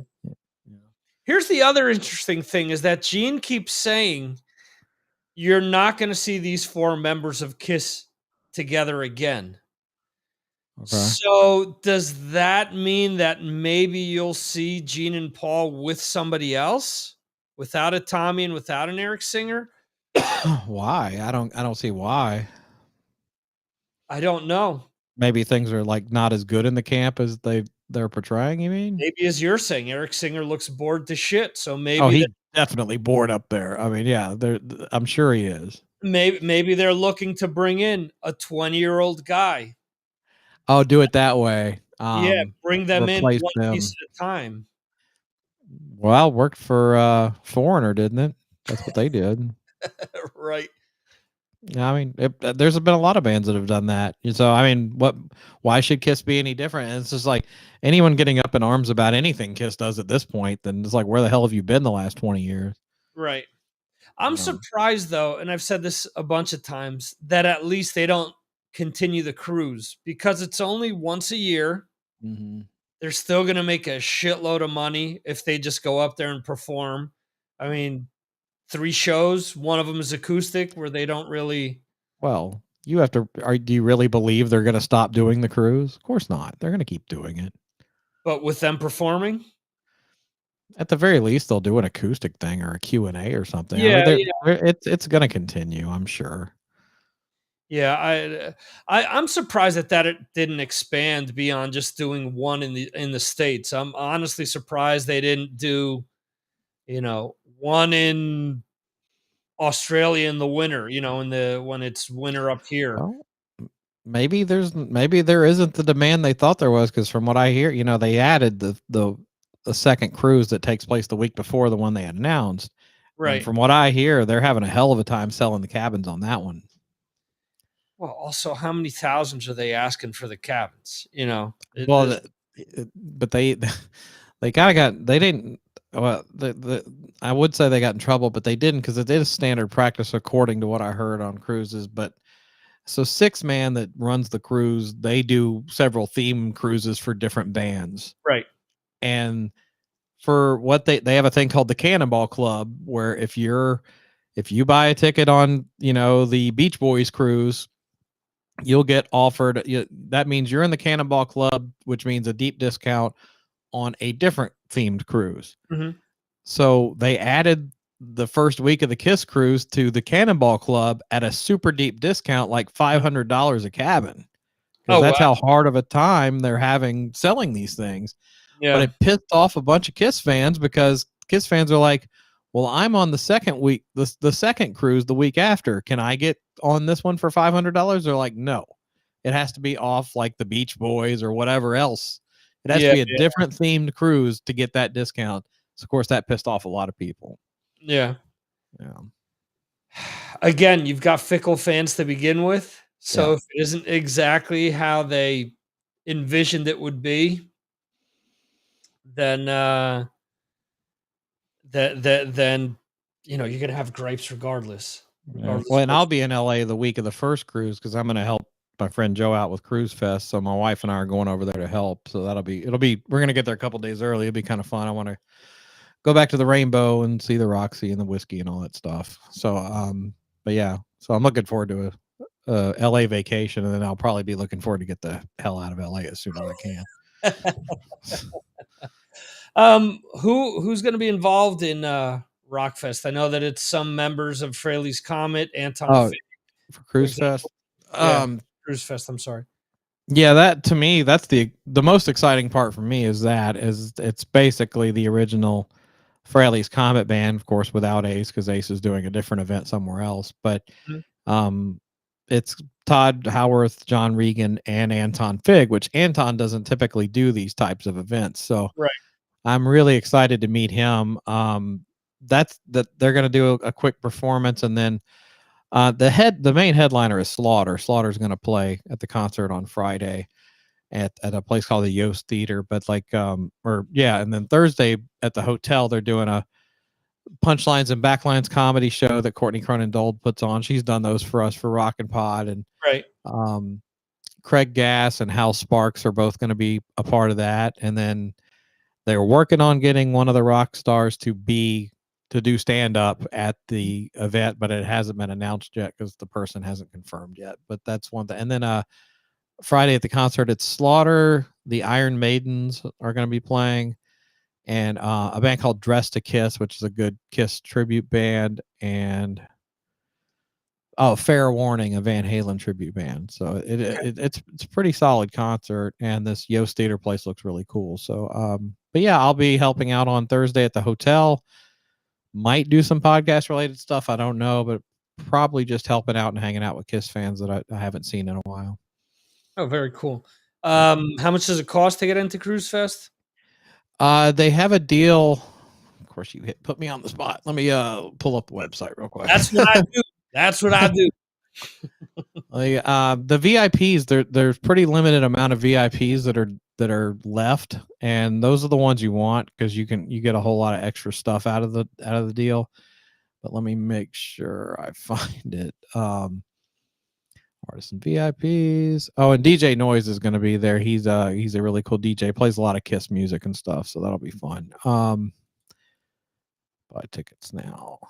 And I did the cool video you see on the Kruise Fest website, just to take credit for that. All right. So the VIP ticket is $325. There's not that many left. You get exclusive VIP section at the music venue and at the Yost Theater. It's also, you get a private meet and greet with the original members of Fraley's Comet. And there's a couple other special celebrity guests that they're working on bringing in that will be a part of the VIP for VIPs only.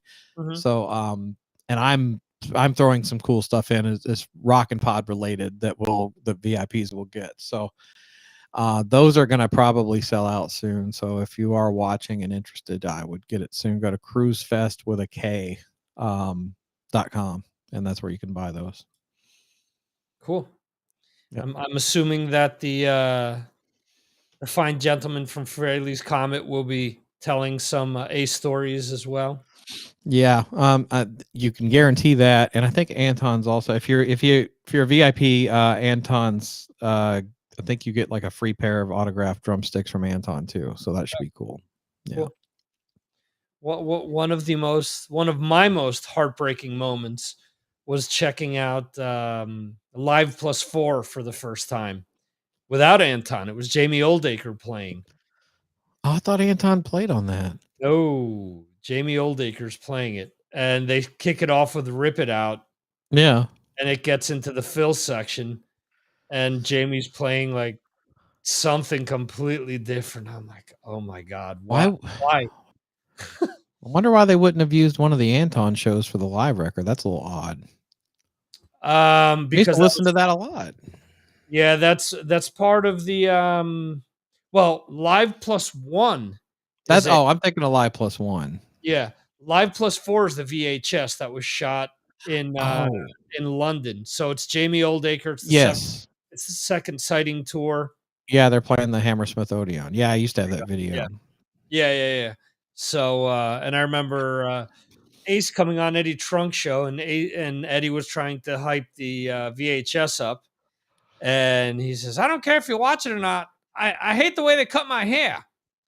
So he was all up in arms about his haircut and wouldn't promote the VHS. Of course, Eddie worked for Megaforce, so I'm sure he's thinking, you're here to promote the VHS.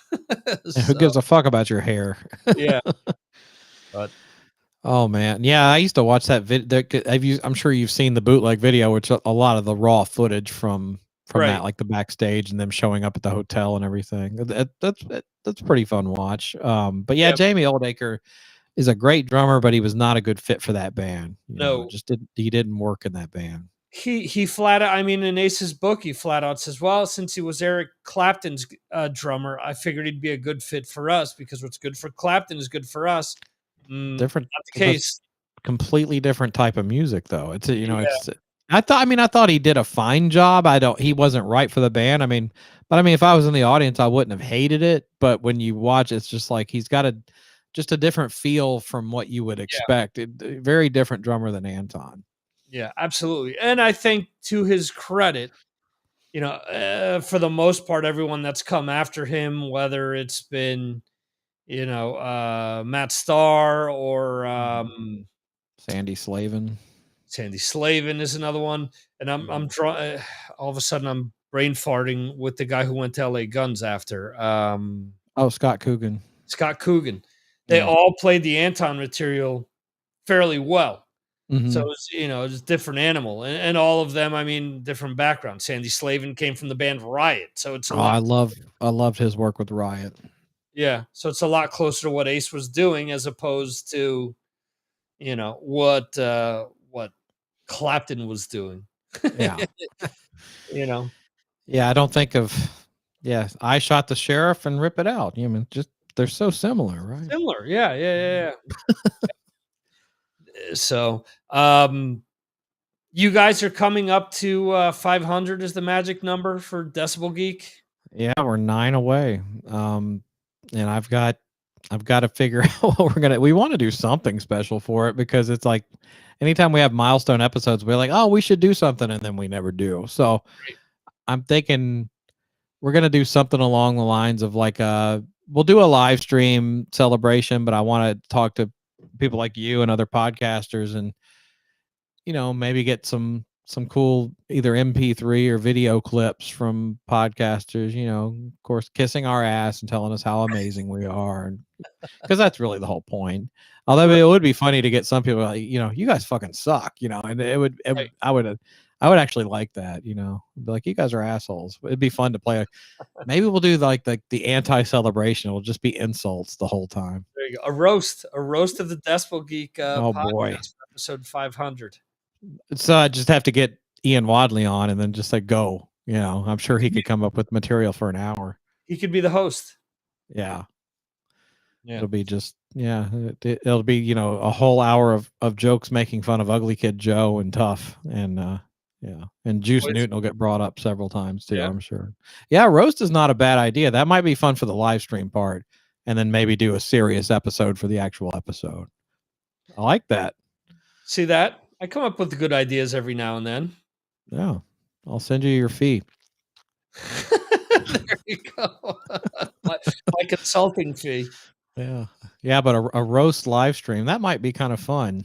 Yeah, maybe I'll put that out to some of the podcasters that we're friends with, and see who wants to be involved in this, because that might be fun to do.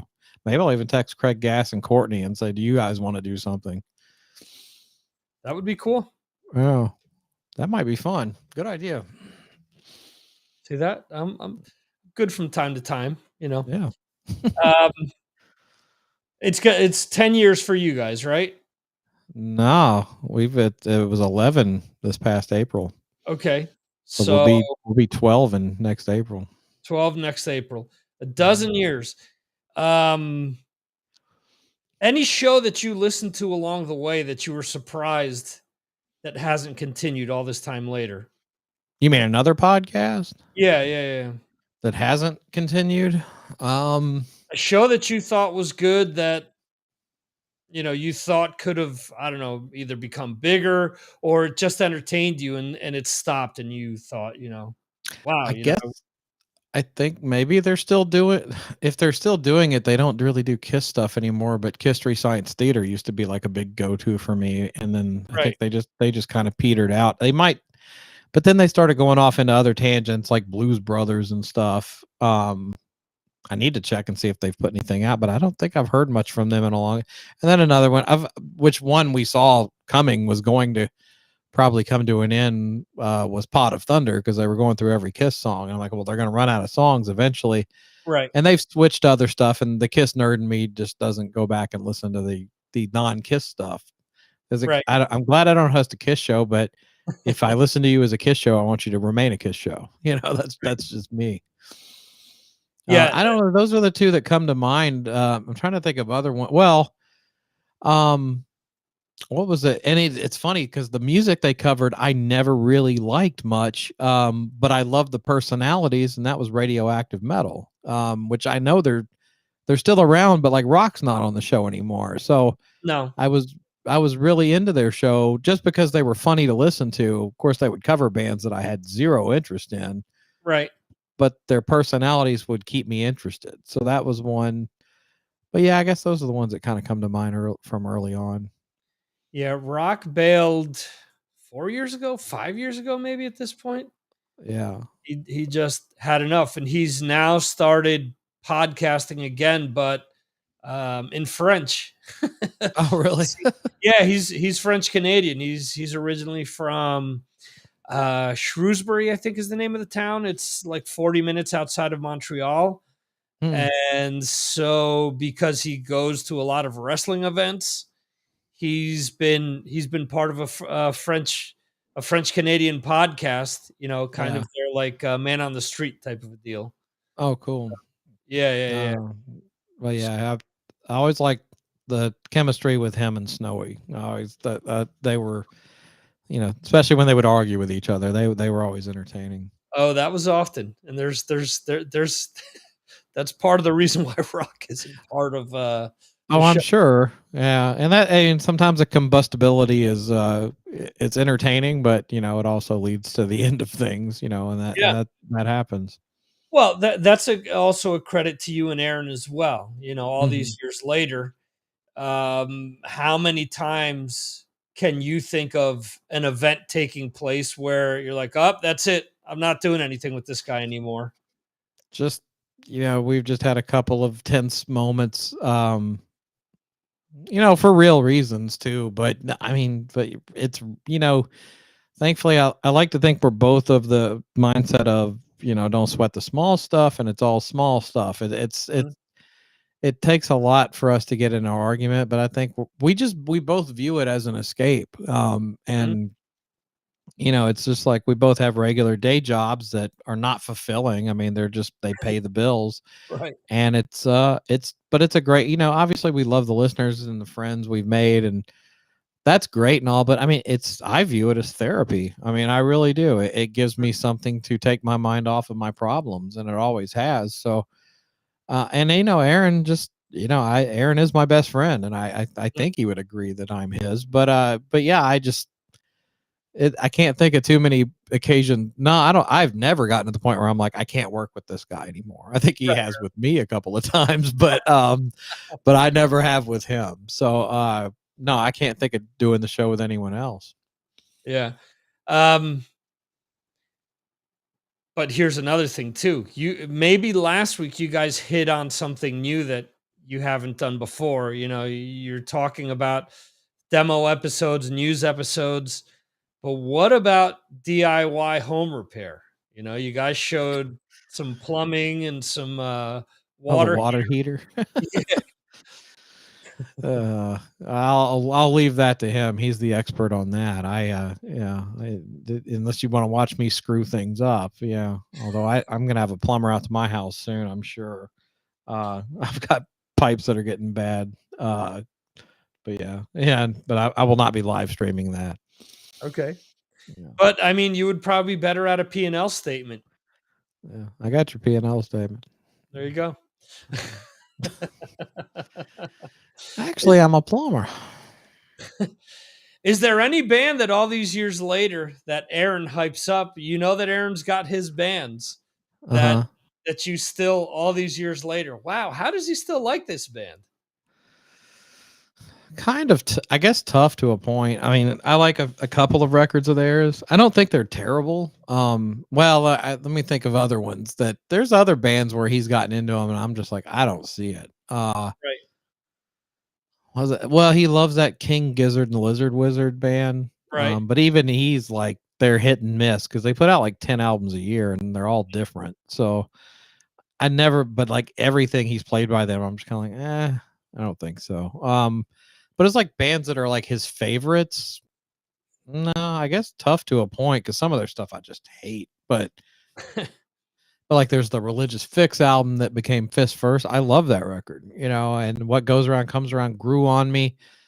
I was I liked Enough's Enough when I started the show with him, but Mhm. I'm 100% on board with them now. Right. But no, I can't think of anybody that I, even Ugly Kid Joe, I'm really into their stuff. Although, God, that new single's not too good. But yeah, Oh, I haven't listened to it yet. it's like a country song. It's weird. Oh wow. Yeah, I sent it to Aaron this morning, and he responded, "Country Kid Joe." Wow. Yeah, So good thing I didn't listen to it before the show to discuss it. I thought the first single was okay. The second one was pretty cool. I like both the first two. Those are good. And they work with their sound. But this new one, I mean, the message behind the song's good. It's kind of a melancholy, reflective type thing, but it's just not what I was expecting from Ugly Kid Joe. I think you're also you probably got enough country music in your part of the woods. I never listened to it. Yeah, everybody assumes it because I'm in the Nashville area that I hear country music. I'm like, I can safely avoid country music all the time. It's not a problem. Please, one of the happiest things about me getting a divorce was not having to listen to country music anymore. So I'll tell you though, the interesting thing, Yeah, I mean, there are still honky tonks that will play country music downtown, but the majority of the clubs down on Broadway, it's a lot of 80s rock stuff and classic rock hits. You know, Nashville has really transformed like into New Orleans / LA or New York. You will hear country, but not to the extent that you might think you do. It's more a little bit of everything and very diverse. You know, you see people of all kinds down there, and yeah, it's dance music. You still hear a lot of that. But it's not as country-ish as people might think it is. Yeah. Do you think that's due to all the people that have moved to that area? You know, known Yeah. rock Well, stars have moved there. yeah, but I mean, like the crazy thing is like even a lot of the bars that are owned by country stars, like Jason Aldean owns a bar, and Florida Georgia Line own a bar. But even those clubs will play dance music, top 40 music. It's like you're not gonna hear country all the time there. But yeah, I'm considered a unicorn because I'm from here and I live here. And like there's not that many people that are from Nashville that live in Nashville. So it's a lot of transplants that live there, and then of course everybody comes in from out of town for bridal parties and whatever. But it's weird how many people from like Chicago come here and California. Tons of them. Have you ridden one of those mobile bars with like 8 seats and everyone Pedal Tavern. Is that what that's called? Yeah. I got stuck on one once when some friends came from out of town, and I did not enjoy it. And then and it's just like, if I'm sitting here drinking a beer, why would I want to get exercise? This is the dumbest idea of all time. Well, Arnold got big muscles by pizza and beer, so they're halfway there. Yeah, but you're not lifting 400 pounds and doing squat thrusts with them. But no, I hate the pedal taverns because I used to drive for Lyft and Uber, and I would get stuck behind them, and right, it's just a barrage of middle-aged drunk women going, "Eee!" Yeah, oh boy, not fun. So before we wrap things up, one thing that I talked about last year, we did our best of 2022 so far. There's a bunch of like pretty big albums that are going to be coming out between now and the end of October.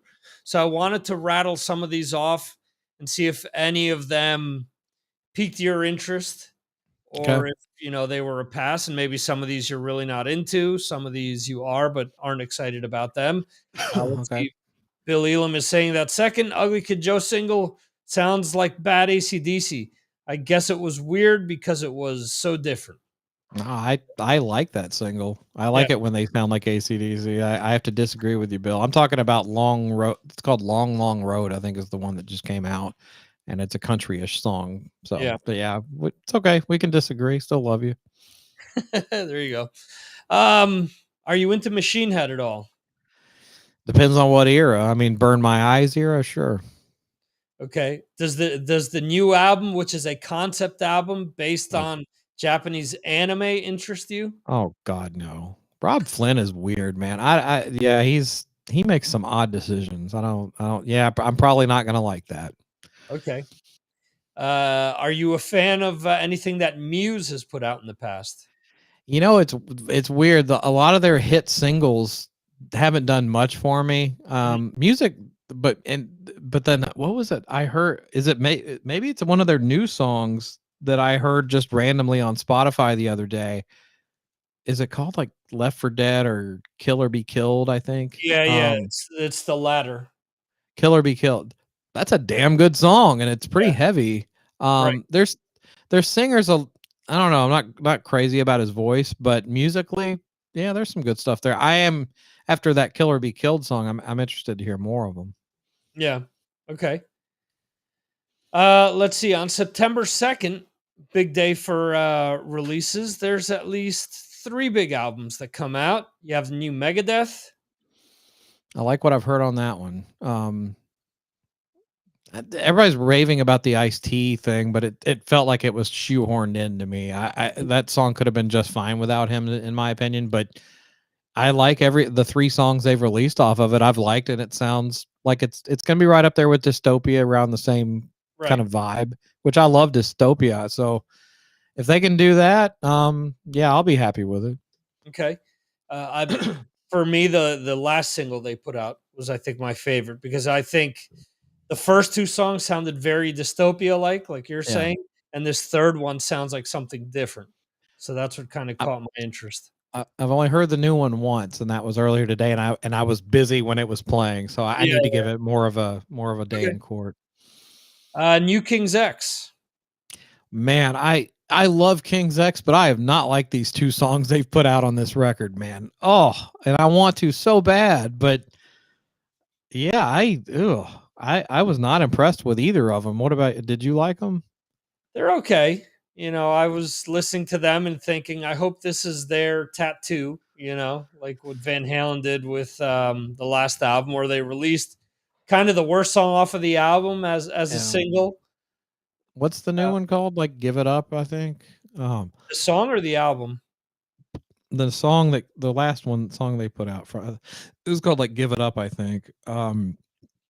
And the message behind it was cool about kind of, you know, taking control of your life and everything. I like the message behind it, but like it's distinctly missing a hook. And I know some King's X haters will say, well, a lot of King's X stuff is missing a hook, but this one, it sounded like a song that needed a hook and it just doesn't have one. Let's see. Let It Rain and Give It Up. Yeah, Give It Up. Yeah, Let It Rain I liked a little better, but I didn't like either song that much. Okay, and the third kind of big album for that day is Blind Guardian with The God Machine. Are you a fan of Blind Guardian? Some stuff. I was kind of into them a few years ago. I think it was just because I go through what gets released in a year, and they just had. No, it was because they did a cover. Can you see me okay? Yeah, I can see it fine. Okay, I had like a pop-up saying your connection is bad. But no, they did a cover of something I played for one of our Bizarro covers. I don't even remember what song it was, and then that led me into listening to some of their stuff, and I liked them, but I haven't gone back to the well in a long time. So yeah, I'm happy to hear they have something coming out though. Okay.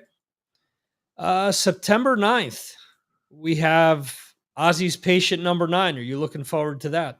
I'm very much looking forward to it because I love both songs that have come out. I think they're both way better than anything I heard off Ordinary, man. I didn't have that much of a problem with that album either, personally. I liked a few of the songs on that, but yeah, it was I'm very excited for that one. And the 25-foot inflatable Ozzy showed up at the Ryman the other night before the Anthrax show. Oh, wow. And they also had an ambulance that had Patient Number 9 like spray painted on it. That was pretty cool. Oh, cool. Yeah. Let's see. There's a few other things here, but I'm not sure that they're really up your alley. I'll just rattle some of these off real quick. The 9th has a lot of like quote unquote big releases. Flogging Molly, Parkway Drive, Revocation, Fallujah. I like Revocation. You like Revocation? Okay. Yeah. Tala, which is Max Portnoy's band, Electric Callboy, who used to be called Eskimo Callboy as well. But there's a Nashville band that's also releasing an album that day, Tyler Bryant and the Shakedown. Yeah, I'm excited for that one. Their last album was one of the top albums I had for the year. And yeah, if you haven't ventured into their music, check them out because they're really, really good. And that's another band. I don't know about booking the whole band, but I'm at least going to try to get Tyler to be a part of ROCKNPOD next year because he lives here. So, but yeah, he's incredible player, songwriter, singer. I think the last album they put out was called Pressure. That's a great album. So I know they've released one song off of it so far. So yeah, definitely excited for that one. Yeah, it's called Shake the Roots, the new one. Mm-hmm. The 16th, the one real big standout here, although there's a lot of other things, is Clutch with their new album Sunrise on Slaughter Beach. Yeah. Well, I mean, you know what you're going to get with Clutch. I mean, they're the AC/DC of that world. So they always put out consistently good records. You know, I haven't been as into them in the last couple of years as I used to be, but you know it's going to be solid and good. So I'll definitely listen to that one. Check out the new single they released. I believe it's the title track. It's a lot more grooving than what I thought it would be. I started listening to it. I'm like, wow, this is, what I've been missing from them for some time. I think the last album that I really, really liked from them was the one that had X-Ray Vision on it. And I think the one after that was, like you're saying, it's okay. Did you like Neil Fallon's guest spot on the Volbeat record a couple of years ago doing that song Die to Live? I thought it was okay. I mean, I wasn't a huge fan of that album. I like the new Volbeat album a lot better because I think it's more of a that's one of their weakest albums, but I did like that they got Neil to do a track with them. Yeah. Yeah. Let's see. Let's skip up to September 30th. New Dead Daisies comes out. Are you fan of Dead Daisies? Does Glenn Hughes being in that band make it any better for you? Were you a fan of what Karabi did there more so? I liked them better with Karabi. I liked the one that they put out with Glenn earlier, and they're already putting another record out. Wow. Yep. Because they just put one out earlier this year, didn't they? I think it was last year. Was it last year? Yeah. I'll listen to it, but I thought the stuff with Karabi was a little bit more inventive. And I've said this a million times. Anything Glenn Hughes gets involved in sounds like a Glenn Hughes project, but that's fine. There's nothing wrong with that. I like a lot of his projects, so I mean, I'm sure I'll dig it. Yeah. October 7th, we have new Queensryche, new Lamb of God, new Bush, which I'm sure you're clamoring to hear. I didn't mind the first single. I kind of like the first single, so maybe it's got something.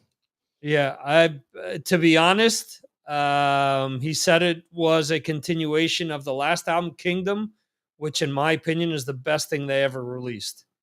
So we'll see. Does the new Queensryche or Lamb of God do anything for you? Lamb of God, I've never been able to get into. I mean, I can appreciate their musicianship, but just on the whole, that's not my thing. Queensryche, yeah. I'm excited for the I can't remember the name of the song, but they put a song out from it already.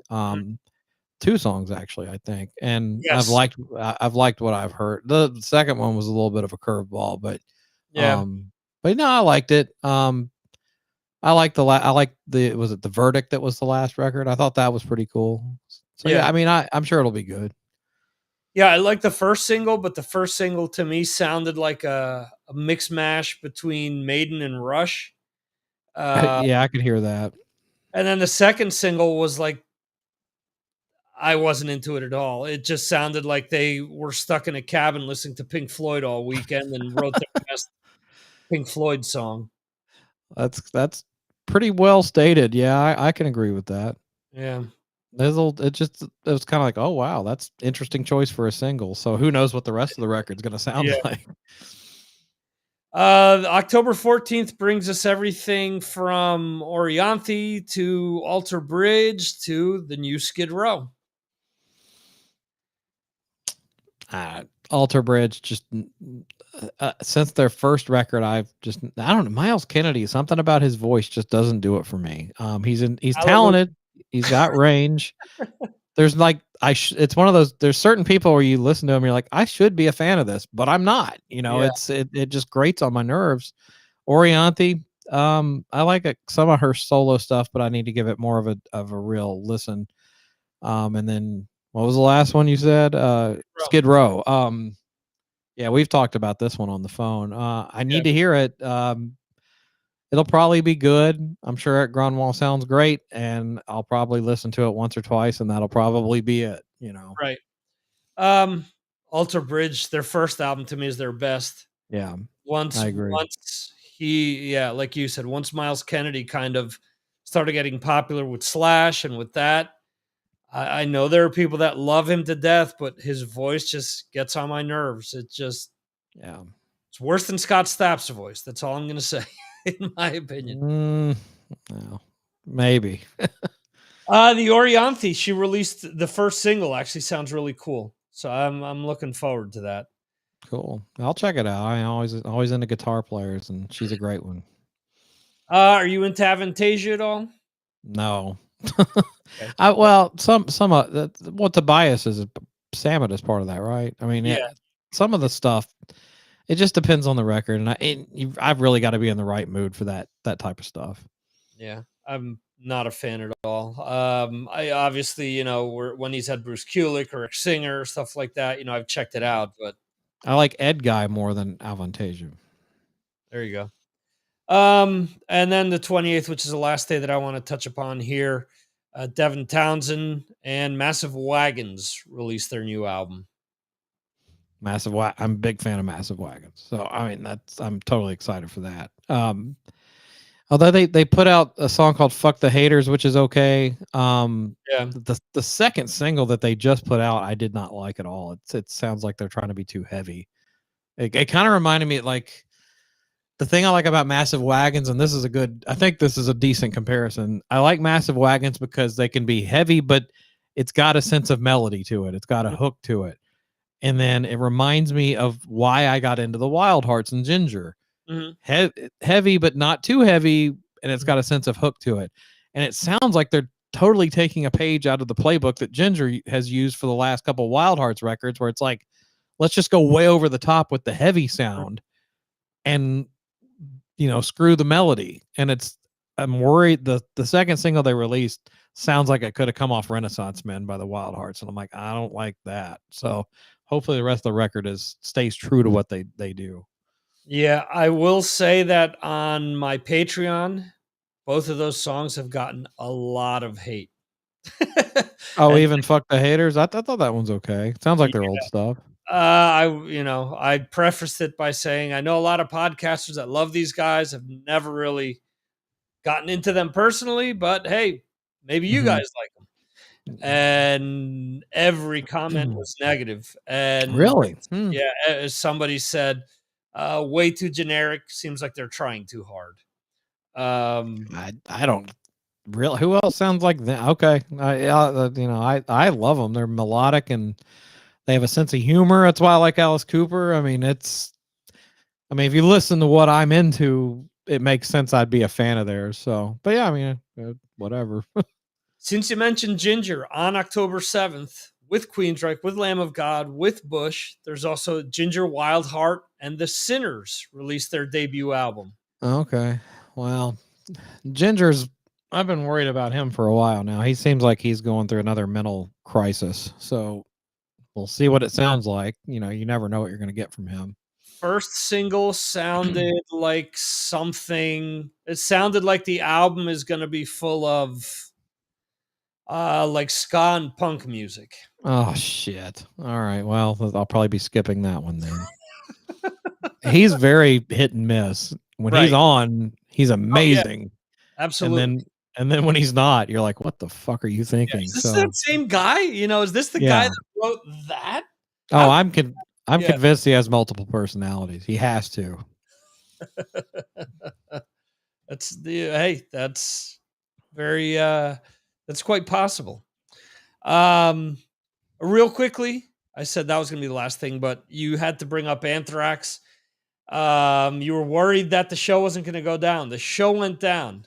Yeah, the show was awesome. Was it? Okay. Yeah, it was. We got there early before right when the doors opened. I'll tell you, it's a funny story. Like, we're walking in, and Aaron and his wife are right behind me and my wife. We go in. I think they're right behind me. I scan my ticket and everything. We go in. My wife's like, I'm going to go to the restroom. I'm like, okay, I'll wait for you here. I turn around to see where they are, and I don't see them. And I'm like, where the hell did they go? And my wife comes out. I'm talking to her, and then I turn back around, and I see Aaron and his wife and two cops, and they're walking off. I'm like, wow, what the hell just happened? And of course, we'll go over this on New Noise, I'm sure. But I was like, did he like fire up a joint or something like right out in front of the building or something? I was like, what did he do to get in trouble? Right. And I'm waiting because I lost sight of them. And eventually a few minutes later, they walked in, and I'm like, what happened? I saw you guys walk off with two cops. Right. And his wife has a concealed carry permit, and she had a gun on her because downtown can be kind of shady. And then there was nothing in the language, on the Ryman side or the ticket saying that if you legally own, you can't bring it in. Right. so they had to lock it up in like a safety deposit box until the show was over, and then they let her in. Oh, So wow. that was kind of a weird way to start the night. And then, but we got in, and Hatebreed was just starting, and they were good, but like I can only handle so many songs in a row of Hatebreed where it's just like it all sounds the same live to me. Mhm.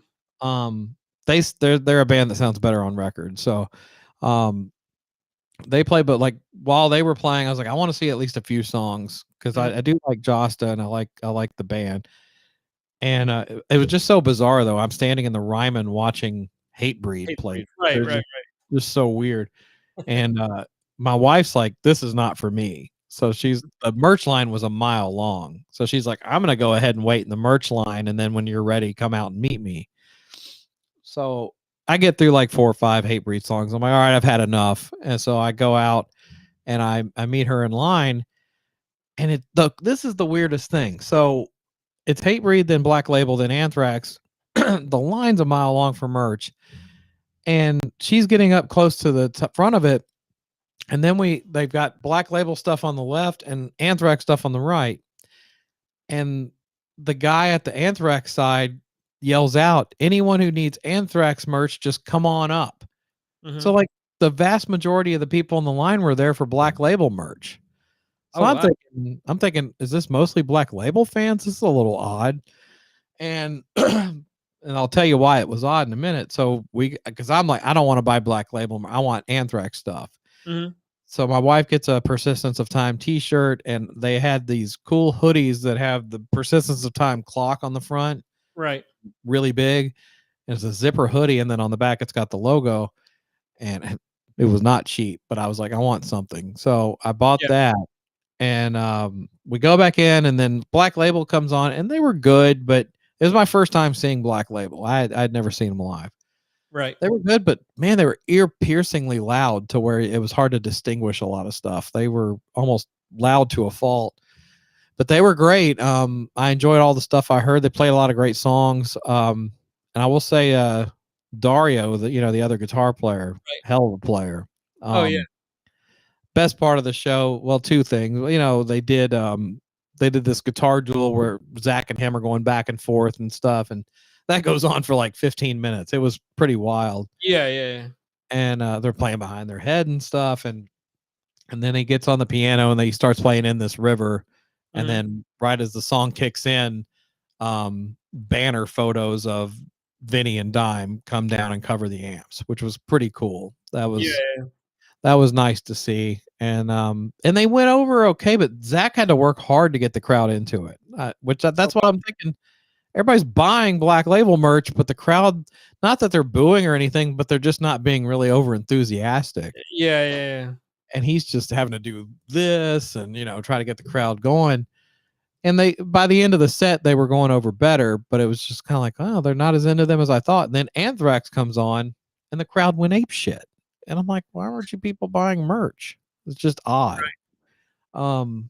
But I don't know if you've seen anything from this tour, but they have like a curtain that's down in front of the stage, and they play this whole video that they use clips from all the stuff they did with all the celebrities for the 40th anniversary. And that was pretty cool, and it got the crowd hyped up. But they were great. I mean, Anthrax was phenomenal. I have no complaints about them.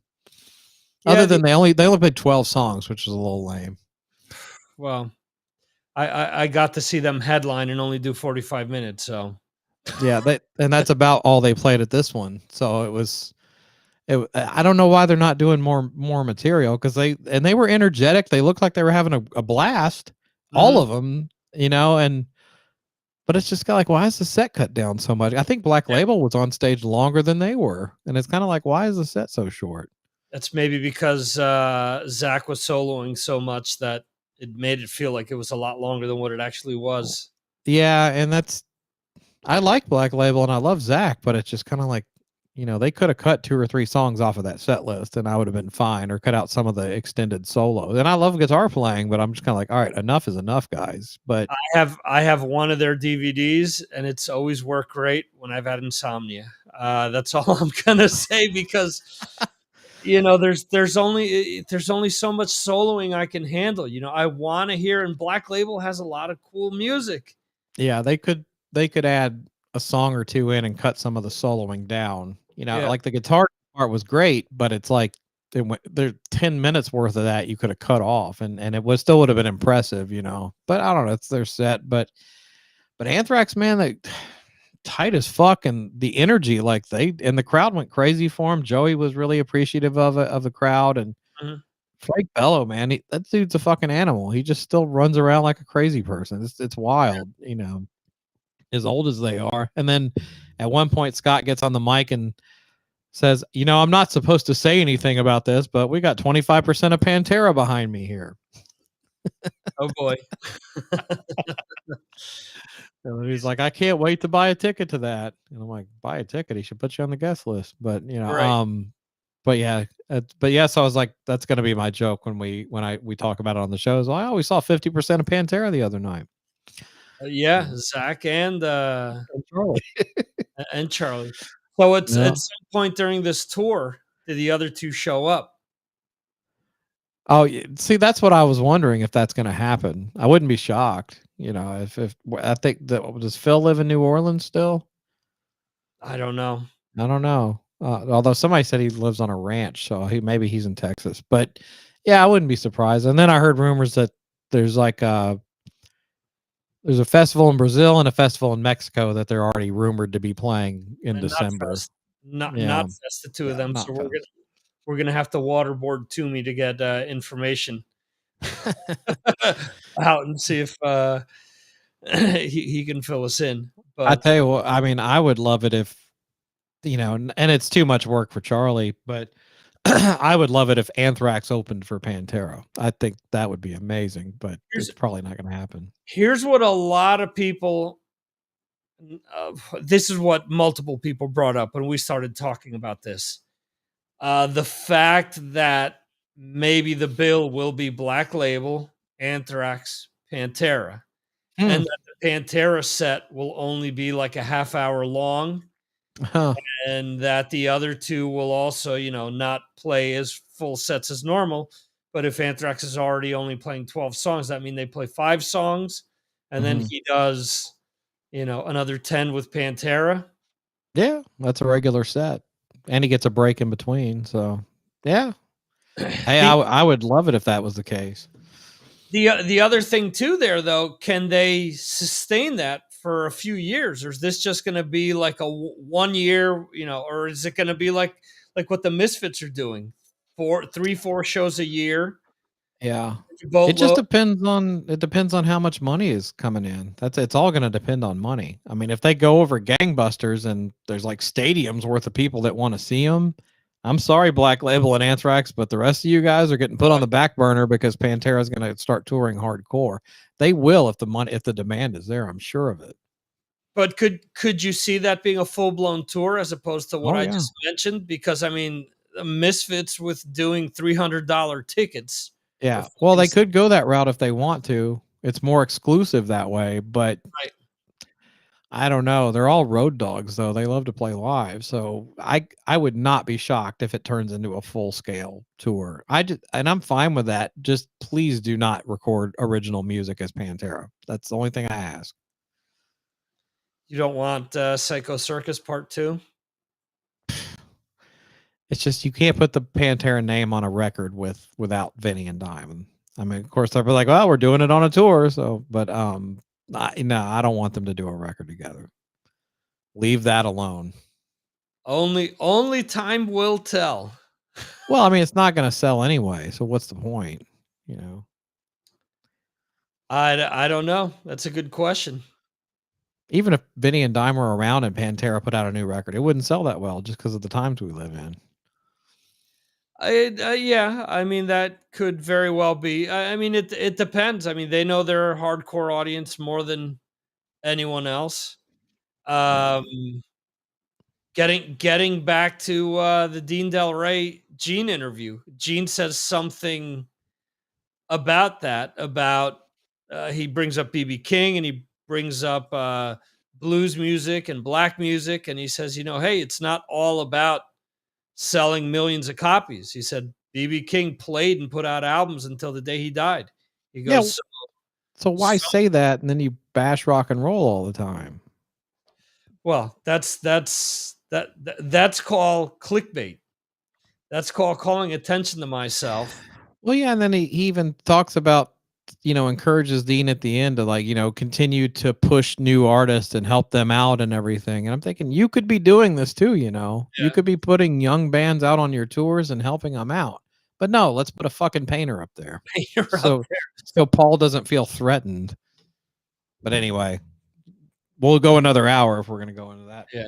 Well, guy could be giving Paul painting tips as well. You missed that on that. That's true. Maybe Paul's jealous of his painting ability. There you go. So anyway, I want to thank you, Mr. Czynszak, for coming on here and helping helping out the show. You've always been a proponent all these years, and that's why I wanted to have you on one of the last episodes of the Mars Attacks podcast because of that. You're just like Gene Simmons. You're going to change your mind and keep going. Don't lie. You got to become a patron to find out the 411. I'm not divulging any information at the moment. I'll just say that the patrons know what's going down. So anyway, in any event, again, thank you for coming on board. I want to thank Bill Elam, Jeremy, who was on the show and is maybe in the chat still, Brad Dahl, who was on here earlier, Metal Dan was also here a little earlier. Oh, was it Metal Dan? I heard you were talking about a comment or something saying that, like, he skipped all of our intro stuff. Is that what I heard? He skips all the way until he hears the word Mooger Fooger. That's okay. Well, at least he's honest. That's fine. We're still gonna put all that stuff in there though, because we need to. The power of the fast forward button, and unlike people that are looking to cancel you or vice versa, at least hey, you're still giving him the meat and potatoes and something to listen to after. Sure. Well, I'll tell the Mooger Fooger that he serves a very important purpose. He's where people can stop fast forwarding. There you go. Awesome. Well, on that note, again, I want to thank all you guys for either listening or watching live or listening or watching the replay. And we will see you next week with our discussion with the patrons about 1983. Will Maiden keep their streak of being the #1 album for people voting? Or will there be a seismic shift in voting this time around? So we shall see. Join us next week to find out who the patrons pick. They did pick Megadeth as the #1 thrash band of all time a few weeks back. Megadeth beat out Metallica by 1 point. So who knows? I might agree with them. So Anthrax #3. Anyway. Thanks once again, guys, and we will see you next time right here on the Signals from Mars live stream. See you, folks. Yeah.